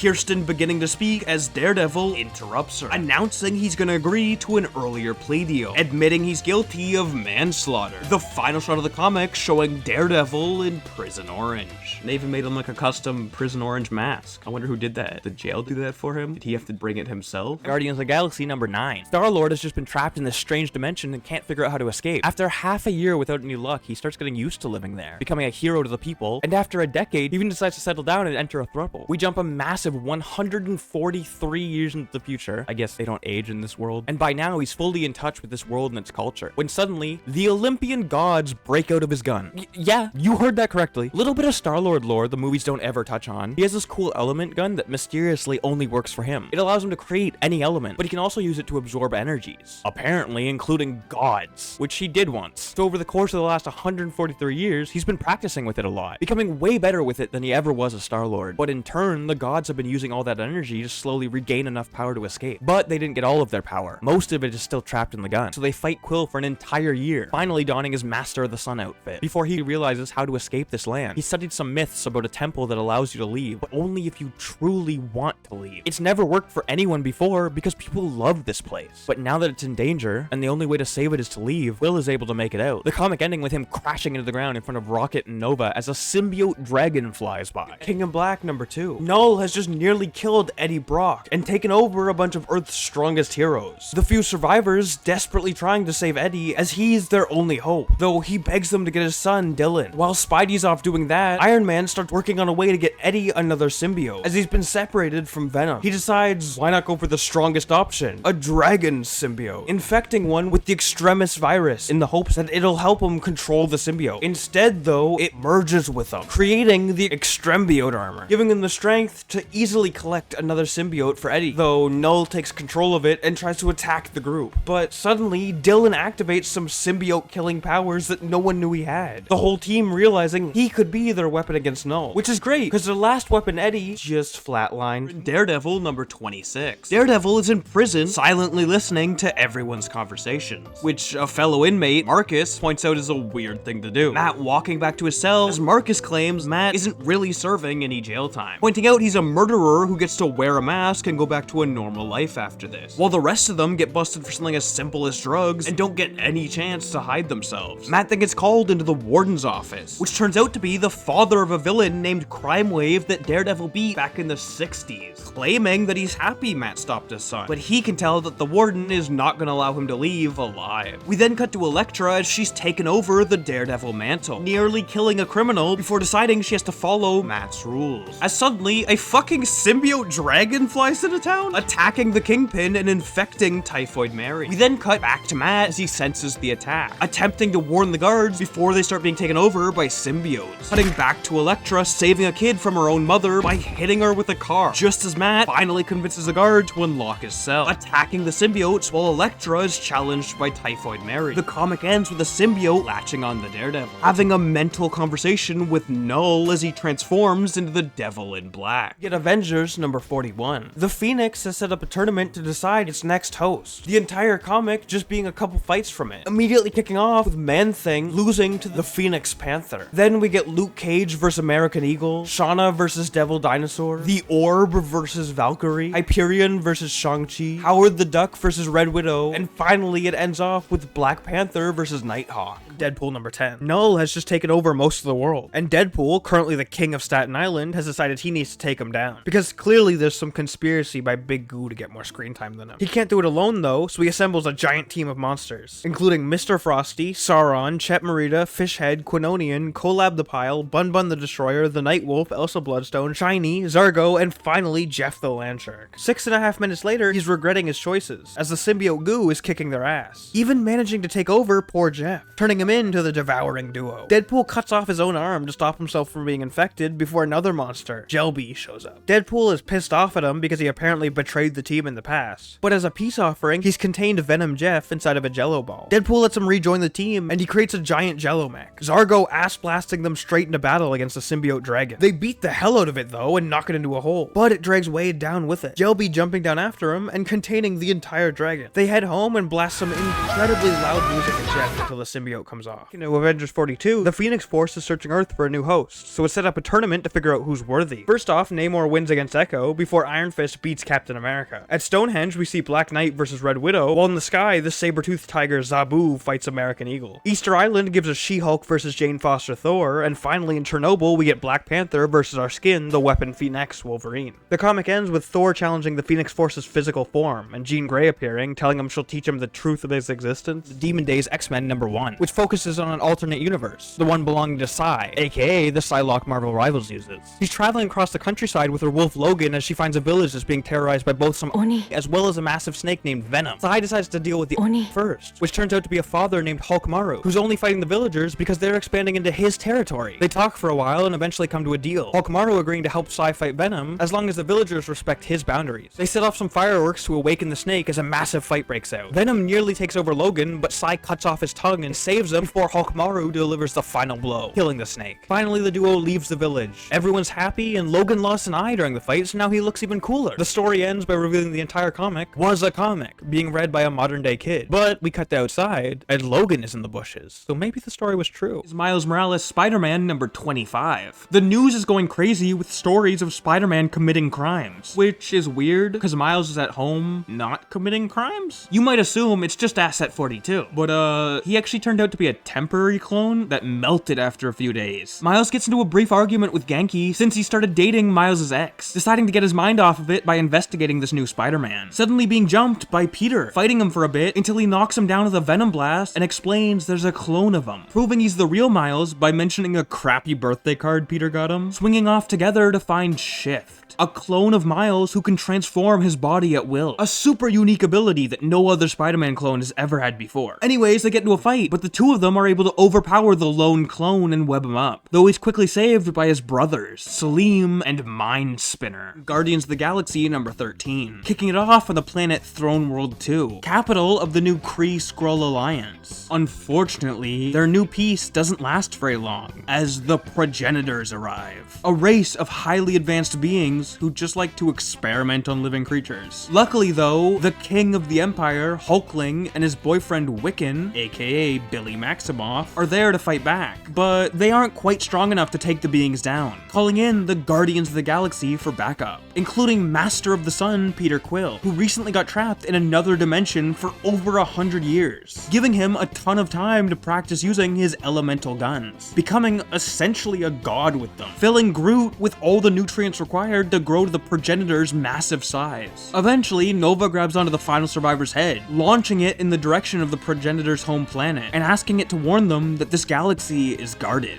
After the fight, the gang starts to rest up, Gamora trying to kiss Peter, but he refuses, stating that the 100 years he was trapped changed him. It became his home, his family. He even had a son named Rocket, though he'll never get to see his son again because time moves faster in that other dimension. And we also never get to see the kid again. We then cut to the other half of the Guardians who are on a different planet, following rumors of a Skrull cult and discovering the Brethren of the Forgotten Flame. The comic ending by cutting back to the first group. We're all getting the shit kicked out of them by a man who makes fun of their titles, Master of the Sun and King of Space, claiming the only title he's ever needed is Doctor, which just isn't true. Doom probably has the most titles any character in Marvel history has ever had. I think he's going by fucking Emperor Doom right now. X-Men number 21, kicking it off at the reception for the very first Hellfire Gala, as Magneto and Xavier, wearing the goofiest outfit I've ever seen, try to convince Namor to ally with the new mutant nation of Krakoa. But he points out that he runs 70% of the planet while they own a single island, asking them to get back to him with a better offer as he heads into the party. We then cut ahead to Scott announcing it's time to choose the new X-Men, Magic's Netherworld Noble outfit barely being visible in the background, as Jean links every mutant's mind together so they can vote on who should be part of the team, getting a glimpse at Emma Frost's Gala Glam outfit, as Strange uses some magic to listen to the voting, which causes Johnny Storm to feel uncomfortable about spying on the mutants. But Psylocke points out they have nothing to hide, as Jean announces the team will consist of Rogue, Sunfire, Laura Kinney, Sync, and Polaris, along with Scott and Jean being the leaders. We then jump to the end of the night as Kevin Feige asks Cyclops what his story is, causing him to launch into a monologue about how Xavier showed him what the world could be. But as he's grown older, he's realized everyone, including Xavier, has flaws, mentioning that Xavier is just a man whose dreams are as valid as anyone else's. Cyclops loving that idea as he calls himself a dreamer before walking away. The comic ending with Emma connecting to everyone's minds to put on a massive light show signifying the birth of a new age. It's Jeff number 3.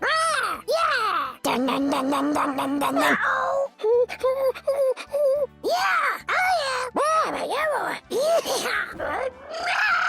X-Men Trial of Magneto number 4. Scarlet Witch has recently died, but actually never mind, because the Five, a group of mutants who together are able to resurrect people, revive her. But she's not revived with her memories. They have to upload an old backup so she doesn't even recognize her own children, along with being unable to remember who killed her in the first place. Suddenly some kaiju monsters attack the island before we cut the Scarlet Witch in her mind, fighting an older version of herself wearing the White Witch outfit. They have an argument about how Wanda is creating the kaijus out of her own guilt or something. Eventually she forgives herself, regains her memories, and defeats the monster, before the comic ends with her remembering who killed her. Avengers number 750. The comic flashes back and forth between the past and present, but the past is the only storyline that actually matters to us, so I'll just focus on that to save time. We kick it off in the year 1 million BC, as the time-traveling Kazar is battling a young Thanos, who's trying to end the idea of superheroes before they started, though suddenly he's saved by the prehistoric Avengers, as apparently time-traveling supervillains trying to erase superheroes from history is a common occurrence for them. Kazar thanks them and tries to head back to the modern day, but some time missiles break his time knife, keeping him trapped in the time past. It turns time out okay, I'm done. It turns out the one who attacked him is the Iron Inquisitor, aka an alternate universe Howard Stark, who made a deal with Mephisto to live forever, in return for killing his own family. They get into a fight, but Howard mentions that it could screw with the timeline if two time travelers kill each other, so he's just gonna leave him here. Kazar at first being confused how this place could possibly be dangerous to him, until he turns around and notices Galactus standing there, diving at him with nothing but a knife, as we briefly cut to the present to see the Avengers recruiting some new teammates, before heading back to see that Kazar is still trapped in the past, but he's alive, and he's found a new job to pass the time, being Galactus's Herald, which, because of time travel, technically makes Kazar Galactus's second Herald. For Avengers Forever number 1, kicking it off in 1 million BC on Earth 818, as Odin bleeds to death next to Mjolnir, cursing it with the power of the All-Vengeance.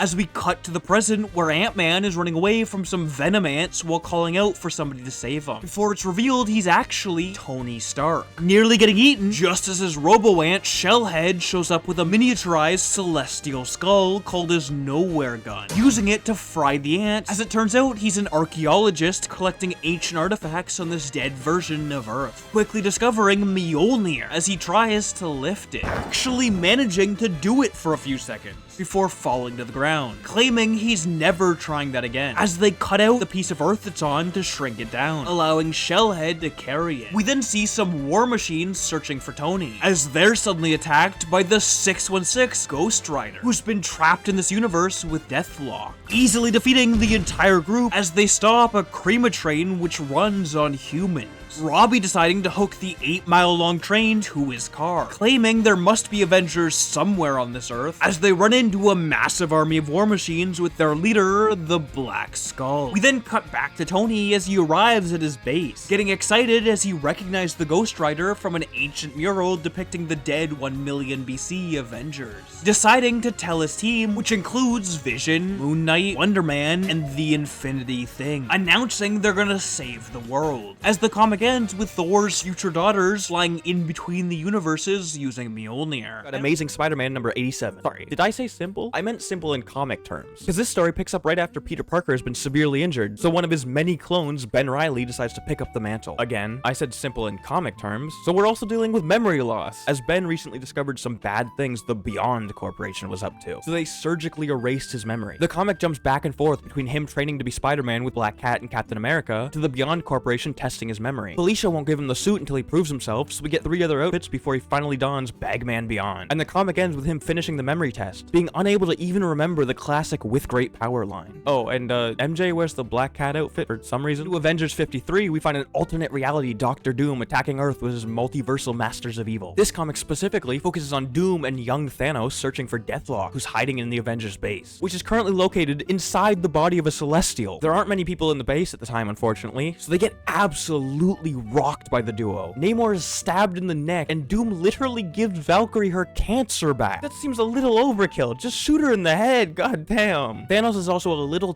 too interested in dissecting the Celestial. Eventually, Black Panther is able to activate some machine that upgrades his armor into the Orisha Blood outfit, which helps him stand a chance against Doom, until Deathlock hooks himself into the Celestial and tries to wake it up, which doesn't go quite so well. To Amazing Spider-Man number 93. At this point, Peter has regained his strength and is Spider-Man again, while Ben Reilly is continuing to lose his memory, not even being able to remember his aunt and uncle's face anymore. So he breaks into the Beyond headquarters to figure out what the hell they've done to him. He eventually finds the doctor that erased his memories, but she gaslights him into thinking it's all part of the process, and he has just 1 step left to regain his memories. All he has to do is put this helmet on Spider-Man to copy his memories. Surely Peter would be chill with that. He'd love to help out his good buddy Ben Reilly. Well, it turns out he won't. Peter doesn't trust the shady doctor's machine, so he refuses to help, which causes Ben to completely snap. They get into a massive fight as the doctor decides to release some matter-eating bugs that'll erase any evidence of what they've been doing in these labs. During the fight, Peter breaks the helmet, and Ben realizes that he'll never have Peter's life, so he lets himself fall into the bugs and seemingly die. But the comic ends with him climbing out of the rubble. His memory's so fractured, he can't even recognize his own face anymore. So he puts on a mask, but it twists into sorts too, finally deciding that Ben Reilly is no more. There is only a chasm. Spider-Man 2099 Exodus number 1. A celestial corpse has crashed into Earth, and Spider-Man 2099 is trying to reach it before Norman Osborn and his organization, the Cabal, is able to. Miguel sends one of his allies, the Winter Soldier 2099, the last surviving member of the Winter Soldier program, to interrogate one of the Cabal's leaders, though he tries to bargain his way out with a broken data drive, apparently containing her lost memories. So she cracks his skull open and takes it herself, before heading off to find the garden, though she's eventually caught by Crossbones 2099, who actually is the same dude as modern day Crossbones. Kinda. I think it's more like a robot piloting his corpse. During the fight, he rips one of the Winter Soldier's arms off, though she doesn't need it to beat the fuck out of him, and then rip his arm off, which turns out to be Bucky's arm that Crossbones had stolen after killing Bucky. The Winter Soldier reclaims it for her lost friend before finally arriving in the Celestial Garden, where the waters magically repair her data drive, the comic ending with her regaining her memories. Free Comic Book Day 2022 Avengers/X-Men number 1. This comic was released for free as an advertisement for some upcoming events, including Avengers vs. X-Men vs. Eternals and the Hellfire Gala. But we'll find our kid in the prelude to Bloodline. Brielle and her friend Jaden have just won a gaming tournament, though second place, a vampire named Eternal, is a bit of a sore loser, trying to rob them for the prize money. But Brielle's bracelets are made out of silver, burning him before she knocks him out with a controller. Heading home, where her mother wishes her a good night before opening a chest to reveal Brielle is Blade's daughter. Thor number 25. Now, the main plot of the comic is about Thor and Iron Man fighting the Hulk, but her wedding King doesn't actually appear in that, instead showing up in a bonus story based on Norse mythology, starting with Thor storming into Loki's room, asking for a favor, as Mjolnir has been stolen by the Frost Giants. Loki showing up to their palace, where it turns out their king wants to marry Angela. Unfortunately, she's not chill with marrying him just to get Thor's hammer back, so Loki suggests another idea, the duo getting dressed up as they travel to the Frost Giants' palace for Thor and Thrym's marriage. But Thrym ends up slapping Thor's ass, which pisses him off, demanding that his new husband bring the hammer, which they do, Thor then using it to brutally murder the entire room, as Loki mentions that Thor will have to start wearing black now. 2022's Hellfire Gala. On the mutant island Krakoa, they've discovered how to grow plants that can basically cure any disease. So they've started giving it to the world for free and want to throw a big party to celebrate. Well, actually this is a second party. The first Hellfire Gala was in 2021. Most heroes invited don't even plan on going to this one, until news leaks that mutants have become immortal. You might remember earlier Scarlet Witch got revived, so while resurrection was normal to mutants during the Krakoan era, it was a complete secret to every other hero. The news was a pretty massive deal. Also heading the gala is Moira McTaggart, and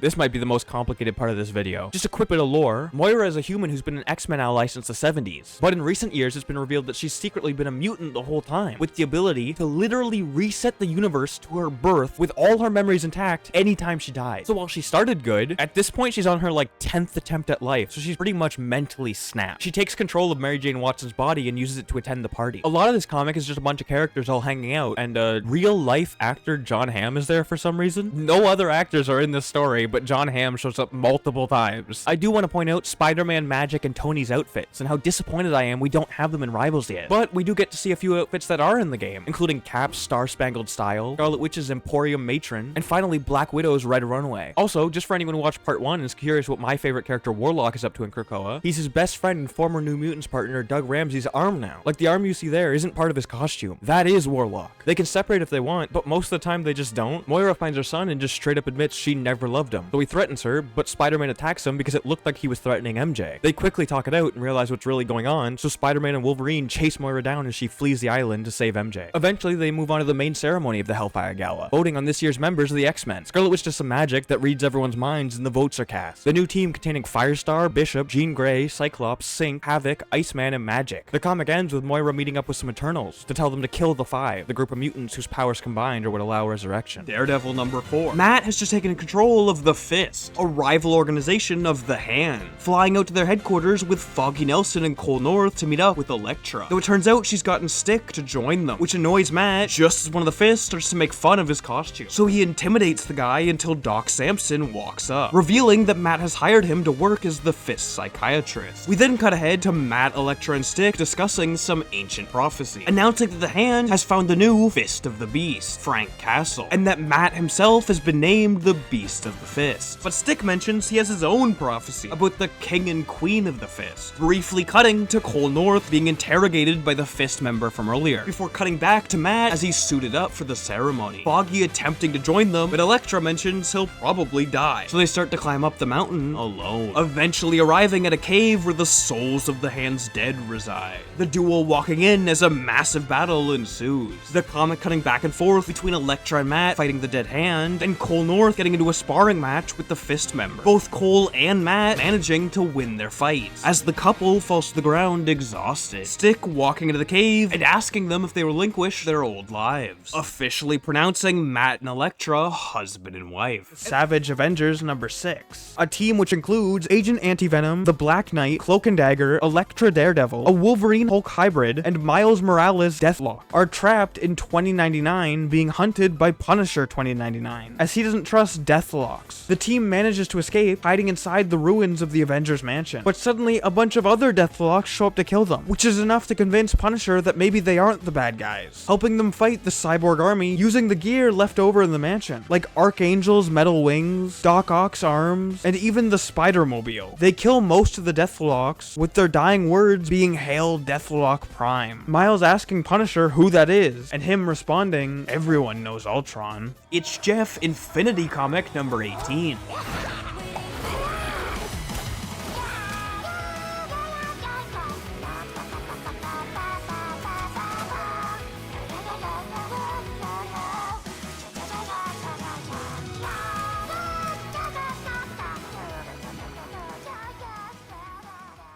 Captain America Sentinel of Liberty number 6. Cap and Bucky have just infiltrated the Outer Circle's flying base, a secret organization that's been manipulating Bucky's entire life. But one of the highest ranking members, Revolution, offers Bucky a choice. Either continue to live his life as a pawn, or kill him and take his place at the Outer Circle's table. Cap tries to stop Bucky, but he shoots through Steve's shoulder to kill Revolution. They get into a massive fight until Steve starts dangling off the side, and Bucky disconnects his arm, causing him to fall into the water below. The comic ends with him taking his place at the table, donning his Revolution outfit. Sins of Sinister number 1. Mr. Sinister is slowly infecting the X-Men, having already taken over the minds of Professor X, Emma Frost, and Hope Summers, using them to convince the rest of the mutants to share the power of resurrection with regular humans, which turns out to have just been a way for Mr. Sinister to infect the entire world with his mind virus. First starting off by silencing the press like J. Jonah Jameson, while a sinister forge creates an orbital cannon, killing the living island Krakoa. An infected Wolverine even using that as a distraction to stab my boy Douglock. We then flash forwards through the years as he manipulates Juggernaut into killing Thanos, Namor into killing Doom, and even Captain America into killing the US president. Eventually, Storm, one of the few remaining non-infected mutants, decides they've gone too far, running away before Sinister is able to capture her, though she can't do much to stop them. As we keep flashing forward, Sebastian Shaw converting what is essentially mutant heaven into a hell, Magic kicking Asgard deep into space, Sinister just straight up killing Wanda instead of infecting her, and then finally deciding to start creating hybrid clones, one of which being the Wall Crawler, a mix of Spider-Man and Nightcrawler, Sinister tasking him with kidnapping Foggy Nelson. The comic ends with the High Council of Krakoa deciding they don't need Mr. Sinister anymore. They can take over the world all by themselves, though luckily he planned for this, as he's created a very complicated and lore-heavy machine that hijacks Moira McTaggart's mutant ability to reset time to her birth whenever she dies, creating a clone of her that basically acts as a save point, allowing him to kill it if anything goes wrong, reverting time back to when he created the clone. Well, at least he normally has that machine, but someone stole it, so now he's stuck in this timeline. Scarlet Witch number 1. Kicking it off as Wanda battles Hydro and his monster Caecilion, easily winning by teleporting them to a monster sanctuary and New Jersey DMV respectively. She then heads back to her magic shop that she's recently opened to talk with her employee Darcy Lewis, though Quicksilver randomly shows up, him questioning why she's opened the shop, as she explains she wants to help people, pointing out she's created the Last Door, which is a portal that finds people at their lowest moment and brings them to the shop. Pietro then acts like he doesn't care, but Wanda points out she enchanted him years ago so that his face freezes on his first reaction to information, allowing her to see that he was actually impressed with what she's done, as the door suddenly opens,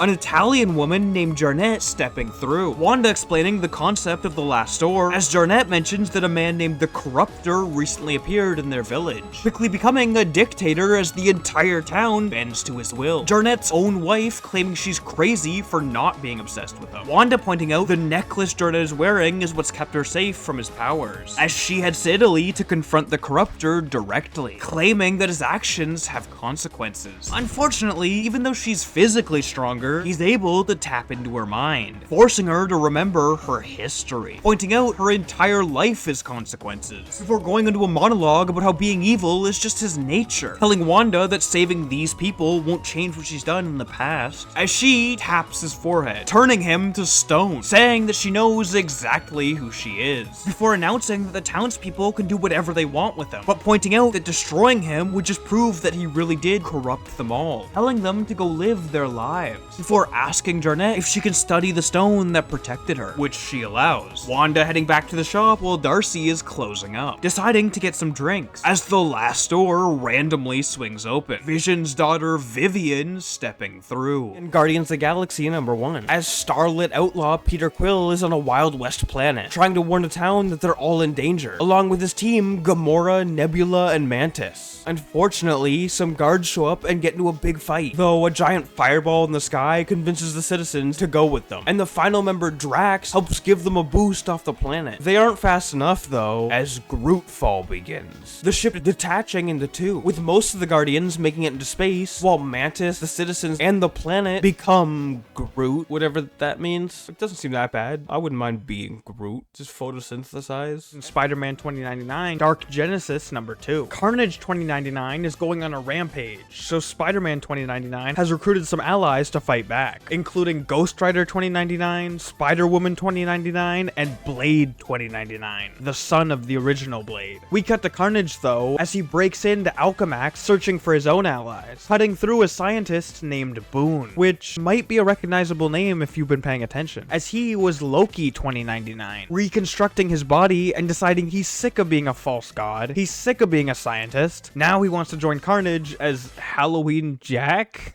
I don't know if that's a better name, but okay. Venom is also trying to hunt down Carnage, though they're caught by some cops and need to be saved by Moon Knight 2099 as the comic ends. Daredevil number 12. Matt is walking up to a cave in Japan, suddenly being attacked by the recently blinded hero Samuel Chung, though Matt is able to talk him down. Sam explaining that when Daredevil defeated the Hands demon, the Beast, it started haunting him from hell. Stick eventually finding Sam and claiming that soon the Beast will come back to Earth, explaining that the portal it uses, the Siege Infernal, is hidden within a cave, so the best moment of attack would be right when the Beast steps out, as it'll be blinded by the sunlight. Sam announcing that he's gonna do it himself, but Matt tells him to go back to New York, asking him to find some happiness as he gets ready to send himself to hell. Though suddenly, Elektra shows up, Matt trying to explain how going to hell is just naturally how the Daredevil story would end. But she knocks his sword out of his hands before screaming about him always needing to be a martyr, as Matt says he needs to get revenge for Foggy, who is killed in a battle with the Beast. Her saying they can find some way to revive him, before Matt apologizes,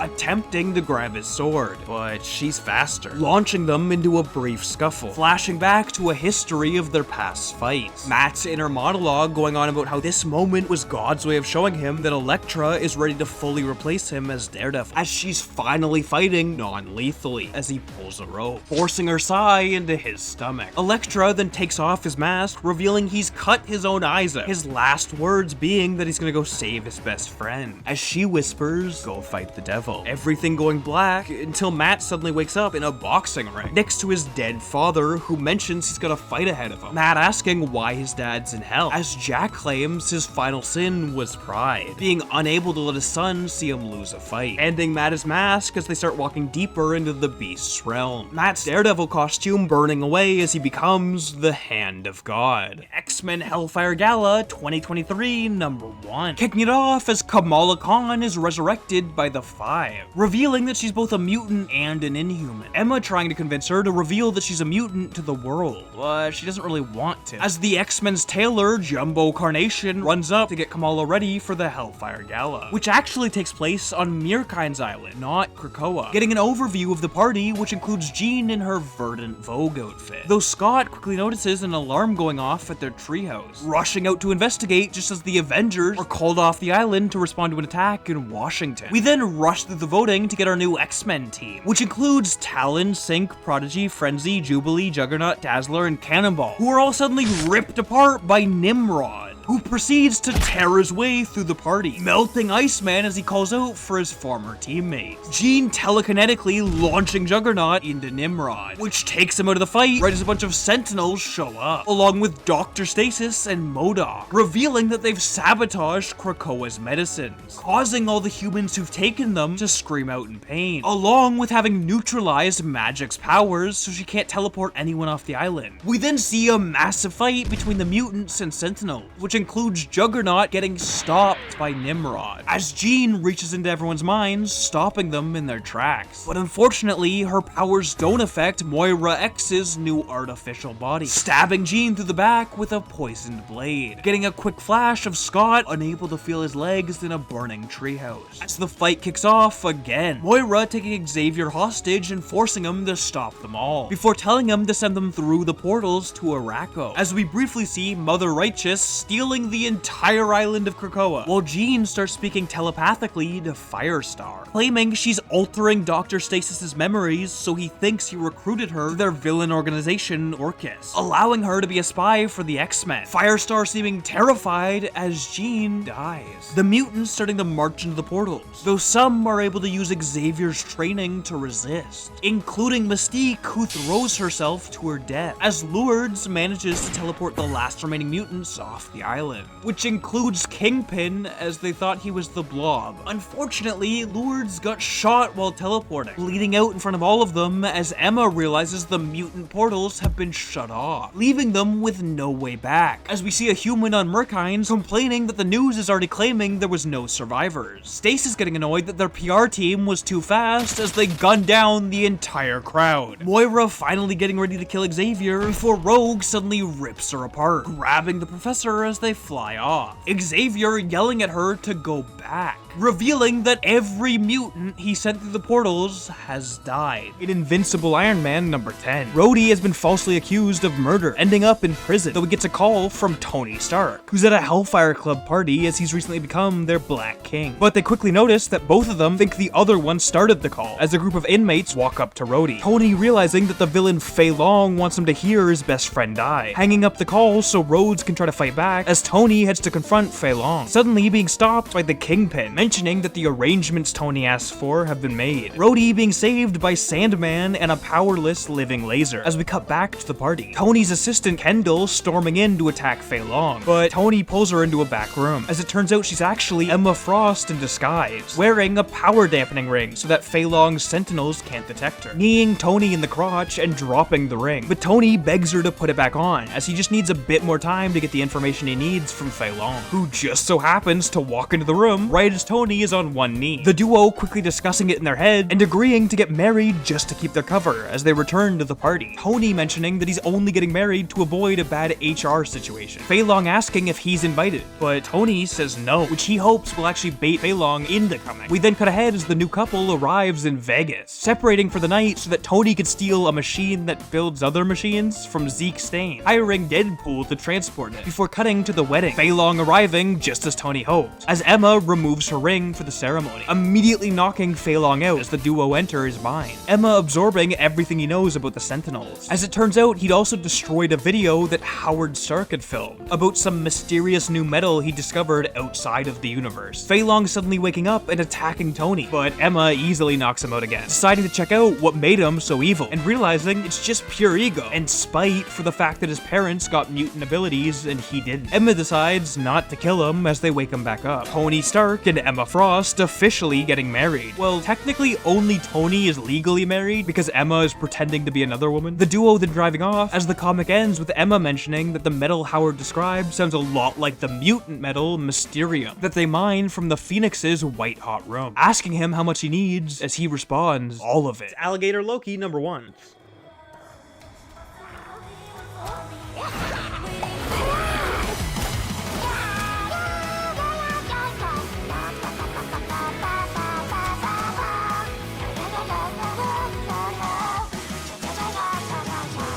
Avengers Twilight number 1. The age of heroes is over. Steve Rogers simply being an old man going on morning walks with his friends, Luke Cage and Matt Murdock, complaining about the newfangled technology spying on them 24/7, before heading home to find out there's a documentary series explaining how the Red Skull was actually a good guy. Steve mentioning that nobody cares about the truth anymore, deciding to take a stand by going on the news. Unfortunately, they put him in a debate against James Stark, Tony's son and current CEO of Stark Industries, who claims that Steve is against free speech, before also blaming him for the events of H-Day, when Ultron took control of the Hulk, rampaging through innocent civilians, ending the trust anyone had in those heroes forever. Steve gets a flashback to Spider-Man dying before leaving the building and going on a walk, where he finds some cops beating up a group of kids for staying out past curfew. Steve deciding to relive his glory days, and well, I haven't actually mentioned it yet, but the super soldier serum kinda ran out, so Steve's just an actual regular old guy now, getting the shit kicked out of him before he's saved by Luke Cage, telling him that Matt's been murdered and they can't just keep letting the world spiral anymore, revealing he's found a vial of the super soldier serum, making Steve Captain America once more,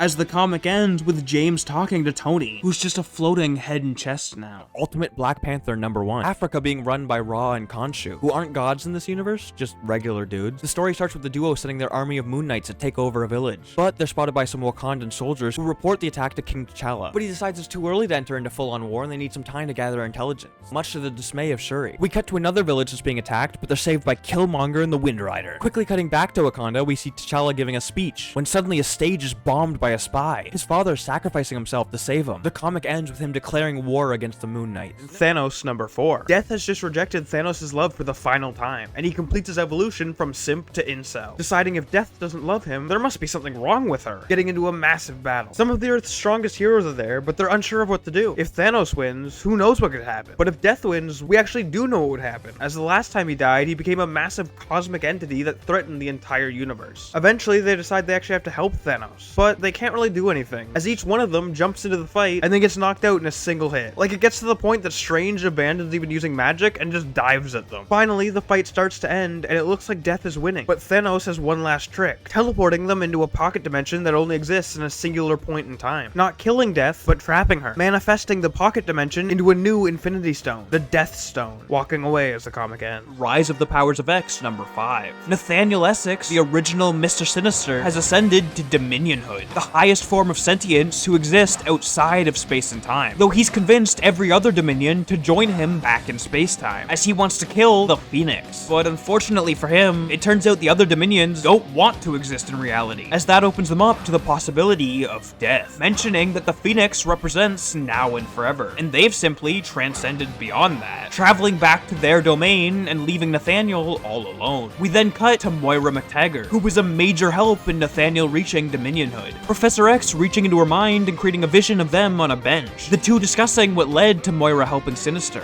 Xavier begging her to reconsider, as we cut back to Nathaniel, who as a Dominion exists in all moments of time at the same time, allowing him to alter the timeline in the hopes of snuffing Jean Grey out of existence. Though everything he does, the Phoenix manages to fix, but all he needs is for her to miss a single thing. Luckily, we cut back to Xavier, as he tells Moira he's always believed in her, convincing her to reveal her location to Phoenix. As it turns out, she's part of Nathaniel's Dominion, allowing the Phoenix to find him, as the two all-powerful beings begin to fight. Well, not quite two beings, as the Phoenix summons every mutant who's ever existed in any dimension or timeline or universe, which includes Psy. Well, I'll be honest, I couldn't actually find Psy. There's literally hundreds of mutants drawn in these images, but canonically, she should be there. It's also Psy's only other appearance besides her main comic and a tiny bonus story shoved into an unrelated comic. She's literally appeared more in Rivals tie-in comics than she has in her entire history outside of Rivals. Anyways, Nathaniel and the Phoenix get into a massive fight until she forms some Wolverine claws and stabs him in the throat, trapping him within the moment of his death throughout all of eternity. Which means, anytime you're reading a Marvel comic, no matter when it's from, he's screaming.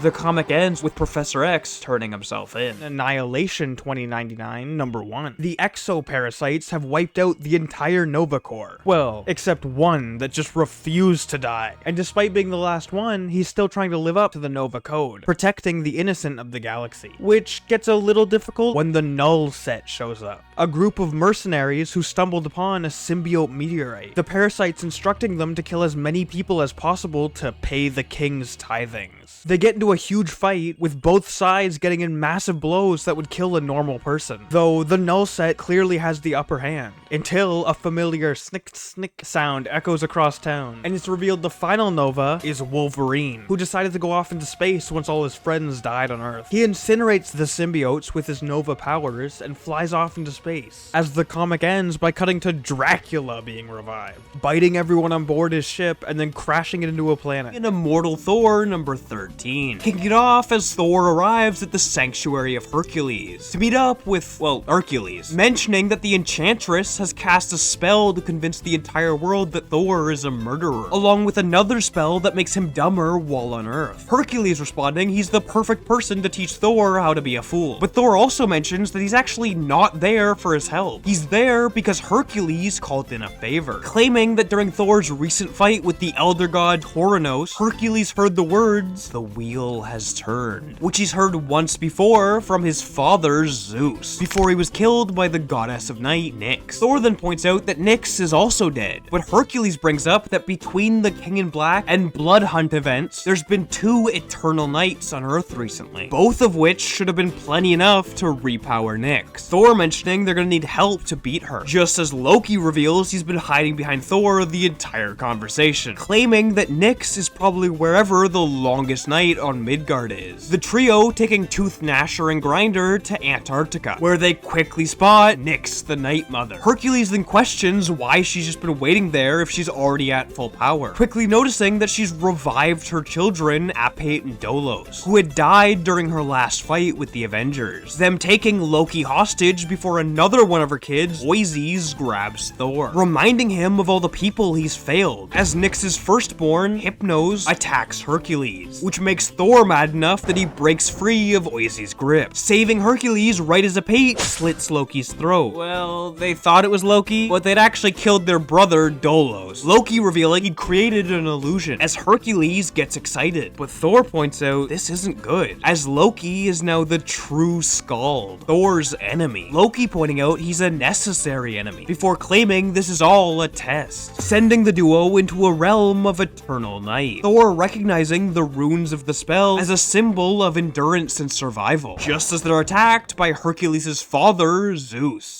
Annihilation 2099, number 2. The planet Okastra 1's sun has gotten angry and decided to blow them up, though we cut to their twin planet, Okastra 2, who all start desperately praying for their lives, which kinda works, as Star-Lord 2099 shows up on Okastra 3 after Okastra 2 blows up. She lives up to her name by attempting to talk to their star, who has a physical form calling himself Quasar 2099. Unfortunately, he's not very receptive, viewing the worlds below him as his toys to smash as he pleases. They get into a fight for a bit until Star-Lord's AI scans the sun and notices there's some weird device at the core. So she drives her ship straight into it, which she's able to survive as all her tech comes from the planet Wakanda, and is therefore coated in vibranium, and the writers can make it do whatever they feel like. The device doesn't survive, however, and the sun is reverted back to normal. The comic ends with Star-Lord setting a course to the planet Dracula is stranded on. In Immortal Thor, number 14. Thor and Hercules have just been trapped in a realm of eternal night with Zeus, who claims that he's a better god than Thor, insulting the Vikings who worshipped him and attempting to kill him with a lightning bolt. But Thor simply tells it to move, which it does, as Nyx appears, which pisses off Zeus as she had recently killed him. She then summons an entire planet to crush Zeus, as Loki and Athena show up, Loki claiming they can't leave until Thor finishes the next stage of his test. Though Athena points out it's not just Thor's test, as Nyx and Zeus appear, having formed an alliance, attempting to kill Loki as they assume he's the one trapping them in the realm. We then get a montage of Zeus throwing lightning as Thor easily blocks it all without moving, Zeus yelling for him to face it like a god, as Hercules realizes that's the test, to take it like a god. Thor then charges at Zeus, as he claims Thor can't stop the lightning if he summons it inside of him, the two gods shocking each other in the sky as Hercules and Nyx just watch, Hercules mentioning he has to face his problems the same way, pointing out they're gods who are going to be reborn infinitely, questioning if they should really hold a grudge for all that time, and forgiving Nyx for everything she's done, before pointing out this realm of eternal darkness is exactly the kind of place Nyx has always wanted to rule, her realizing she could create her own universe, tasking her child Hypnos to remain on Earth as her connection. Hercules then asks Loki if the test is over, but he claims he's not the one running the test, telling him to keep watching as Thor starts monologuing about how one of them is a vessel for power, and the other has been pouring his power into that vessel, Thor demanding the rest as he absorbs all of Zeus's lightning. The comic ending with the power of Zeus and Thor combined into one god. In The Amazing Spider-Man number 55, Spidey is swinging around town, showing up late to his date with Shay Markin, her pointing out it's not the first time he's been late, as she asks about his black eye, Peter trying to brush it off, but she keeps insisting, eventually revealing that he can't tell her how he got it, which she actually accepts, instead asking why he got it, which he explains by saying he takes on a lot of responsibility to keep others safe, Shay pointing out that he also has a responsibility to himself. Like, for example, if he had a hot date, it would be responsible if he took it seriously and showed up on time. Though he asks what if the other thing feels too important, her responding that's okay, but to not act like you want something else. Shay pointing out that she took this date seriously, before he claims he does want to be there, until he spots Rhino and Screwball fighting fighting in the street, telling Shay he has to go, which she seems to understand, but also mentions she can't keep doing this anymore. He then runs into an alley, starting to change into his Spidey costume. But when we cut back to Rhino and Screwball, they're actually confronted by a civilian Peter Parker, screaming that he's on a date before launching into a monologue about how dating must be hard for villains too, and he's screwed this up so many times already, and he just wants it to go right for once, asking them to knock it off. As Screwball responds, she's on the apps and understands how hard finding someone can be. Rhino asking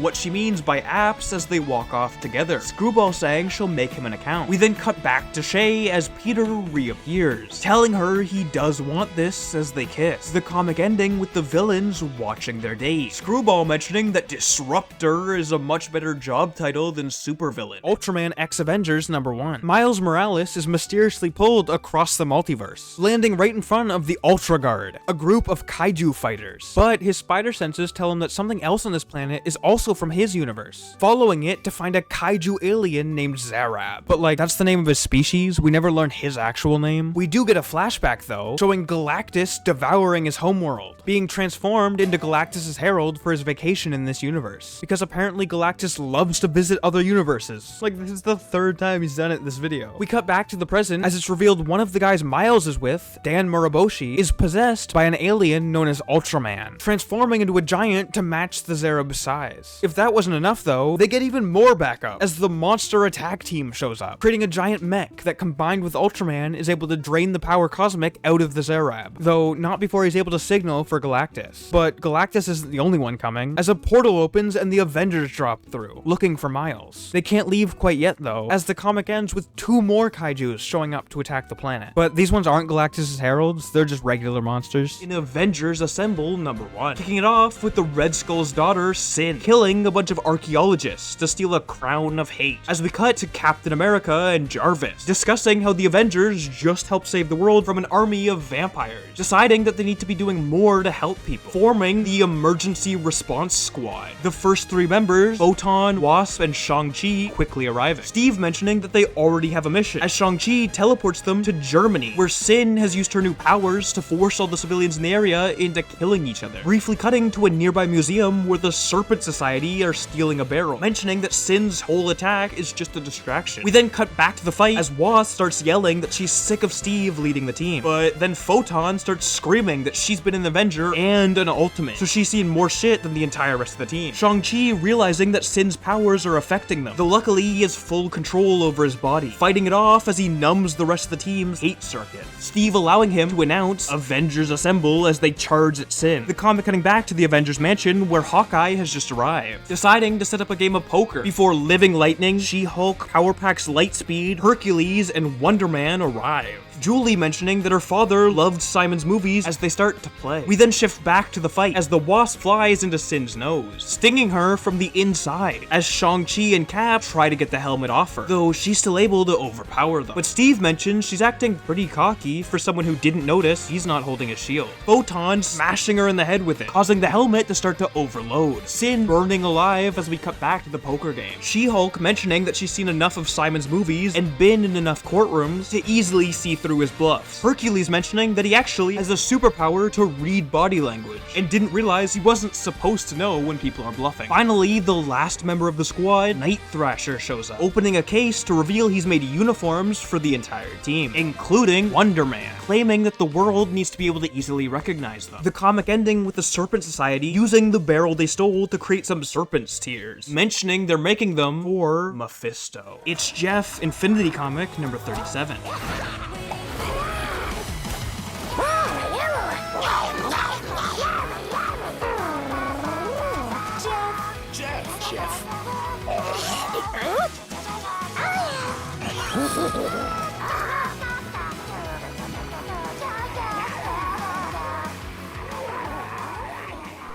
Marvel Zombies Dawn of Decay #4. A zombie virus has infected the Avengers, Groot and Banner being the only ones left, though Bruce is able to guess Tony's password and take control of his suits, giving them enough of a distraction to retrieve a sample of the virus and take it back to a lab. Unfortunately, they're followed by a zombie Rocket Raccoon, biting Bruce and transforming him into Zombie Hulk before the rest of the Avengers show up. Groot pulling the fire alarm right as Thor is charging an attack, electrocuting the entire group, which coincidentally coincidentally just happens to be the exact cure for the zombie infection. The comic ends with them deciding they probably can't electrocute the entire world, and wondering if Professor X could help them develop a real cure, though he's a little busy at the moment. Ultimate Universe 1 year in, number 1. Picking it off as Keith Kincaid is hanging out with his family. Some narration mentioning that he's actually a terrorist, as last Tuesday he drunkenly claimed that the Ultimates might have a point, immediately being blasted with a sky laser and dying in front of his family as we cut to the hand helicarrier, known as the Beast, which is run by Nick Fury. But he actually doesn't want to run it anymore. The narration mentioning that this is his final confession, walking through the Beast to meet up with the Council, a secret group that the Maker assembled to control the world, including Captain Britain, Emmanuel DaCosta, the Rasputin, Sunfire, Raw and Khonshu, and the Hulk. Fury giving them a briefing on how the Hand is doing everything they can to ruin the Ultimates' reputation, painting them as terrorists. Omega Red asking why they haven't just found the Ultimates' home and killed them yet. Nick responding that they're working on it, which pisses off the Council, confused why he even assembled them when he has no new information to share. Though he does say he has one last thing to show them, revealing that he sent undercover agents across the world disguised as potential Ultimate recruits, which just ends up pissing off the Council even more, as he sent agents into their continents without telling them, which then starts an even bigger argument as Fury claims there might be a spy in the Council, as Fury's narration finally decides to answer the question, why'd he do it? Claiming that everything he's done was for the greater good. He genocided the Inhuman population for the greater good. He personally murdered Power Pack for the greater good. He crippled Hank Pym for the greater good. He's given his life for the greater good, and he's ready to do it one last time, initiating the Beast's self-destruct sequence before pointing a gun at the Council, going on a monologue about how the Ultimates might just have a chance of fixing the world after the Council is gone. The countdown reaching 1 as nothing happens. The Council breaking out into laughter, mentioning that they barely last a year anymore, asking Nick if he created the confession this time as he fires at them. Magic blocking the bullets before Fury starts to freak the fuck out. Emmanuel setting him on fire, burning alive as the ghosts of his past come back to haunt him. Captain Britain questioning why the Maker even allows Fury to keep doing this. Emmanuel responding that it just makes him smile as they walk into a room filled with clones of Nick Fury. The comic ends by cutting to another confession, this one by a high-ranking scientist in the Rasputin's government, mentioning that they found a unique specimen who took an Omega-level telepath to control, deciding to enhance him, turning a man into a weapon, claiming that they called him Logan once, then the specimen, but now he's the Winter Soldier. Godzilla vs. Fantastic Four number 1. Though, despite it being recent, it actually takes place back in the 60s, as Godzilla has begun attacking New York City. So the Fantastic Four get into a big fight to stop him, but eventually realize they'll never physically beat him. So they steal the entire city's power and rig the Baxter Building into a giant bug zapper, instantly knocking Godzilla out the moment he tries to smash it. Unfortunately, the sky suddenly lights on fire, and Galactus' newest herald, King Ghidorah, appears. Yes, the Kaiju King fucking Ghidorah. Honestly, this might top Superman as the most surprising herald for me. Anyways, the Fantastic Four immediately realize they don't stand a single chance against this creature, but the Silver Surfer shows up, giving all his power to Godzilla, who can stand a chance against the King. The Fantastic Four start to help him out, with Sue using her light-bending abilities to make an illusion of a kaiju-sized thing, distracting King Ghidorah long enough for Godzilla to charge at him, hitting him so hard it drains the power cosmic out of him and then launches him into space. The comic ending with Godzilla peacefully returning to the ocean. Deadpool kills the Marvel Universe one last time, number 3. Immediately starting off at Xavier's school, as Storm has been stabbed. The rest of the Dark X-Men questioning who did it, as Deadpool arrives. Havoc easily disintegrating him, though suddenly the Danger Room traps activate, killing off every member except Darkchild, Wade offering her a truce. The duo teleporting to Limbo as she helps him gain magical abilities, though as soon as he's strong enough, he calls off the truce and stabs her. Even the symbiote within Wade commenting on how heartless they are. He then teleports back to Earth, meeting up with his friend Alfie, who sent Wade on this quest to kill evil multiverse variants. Wade mentioning that he actually spent 10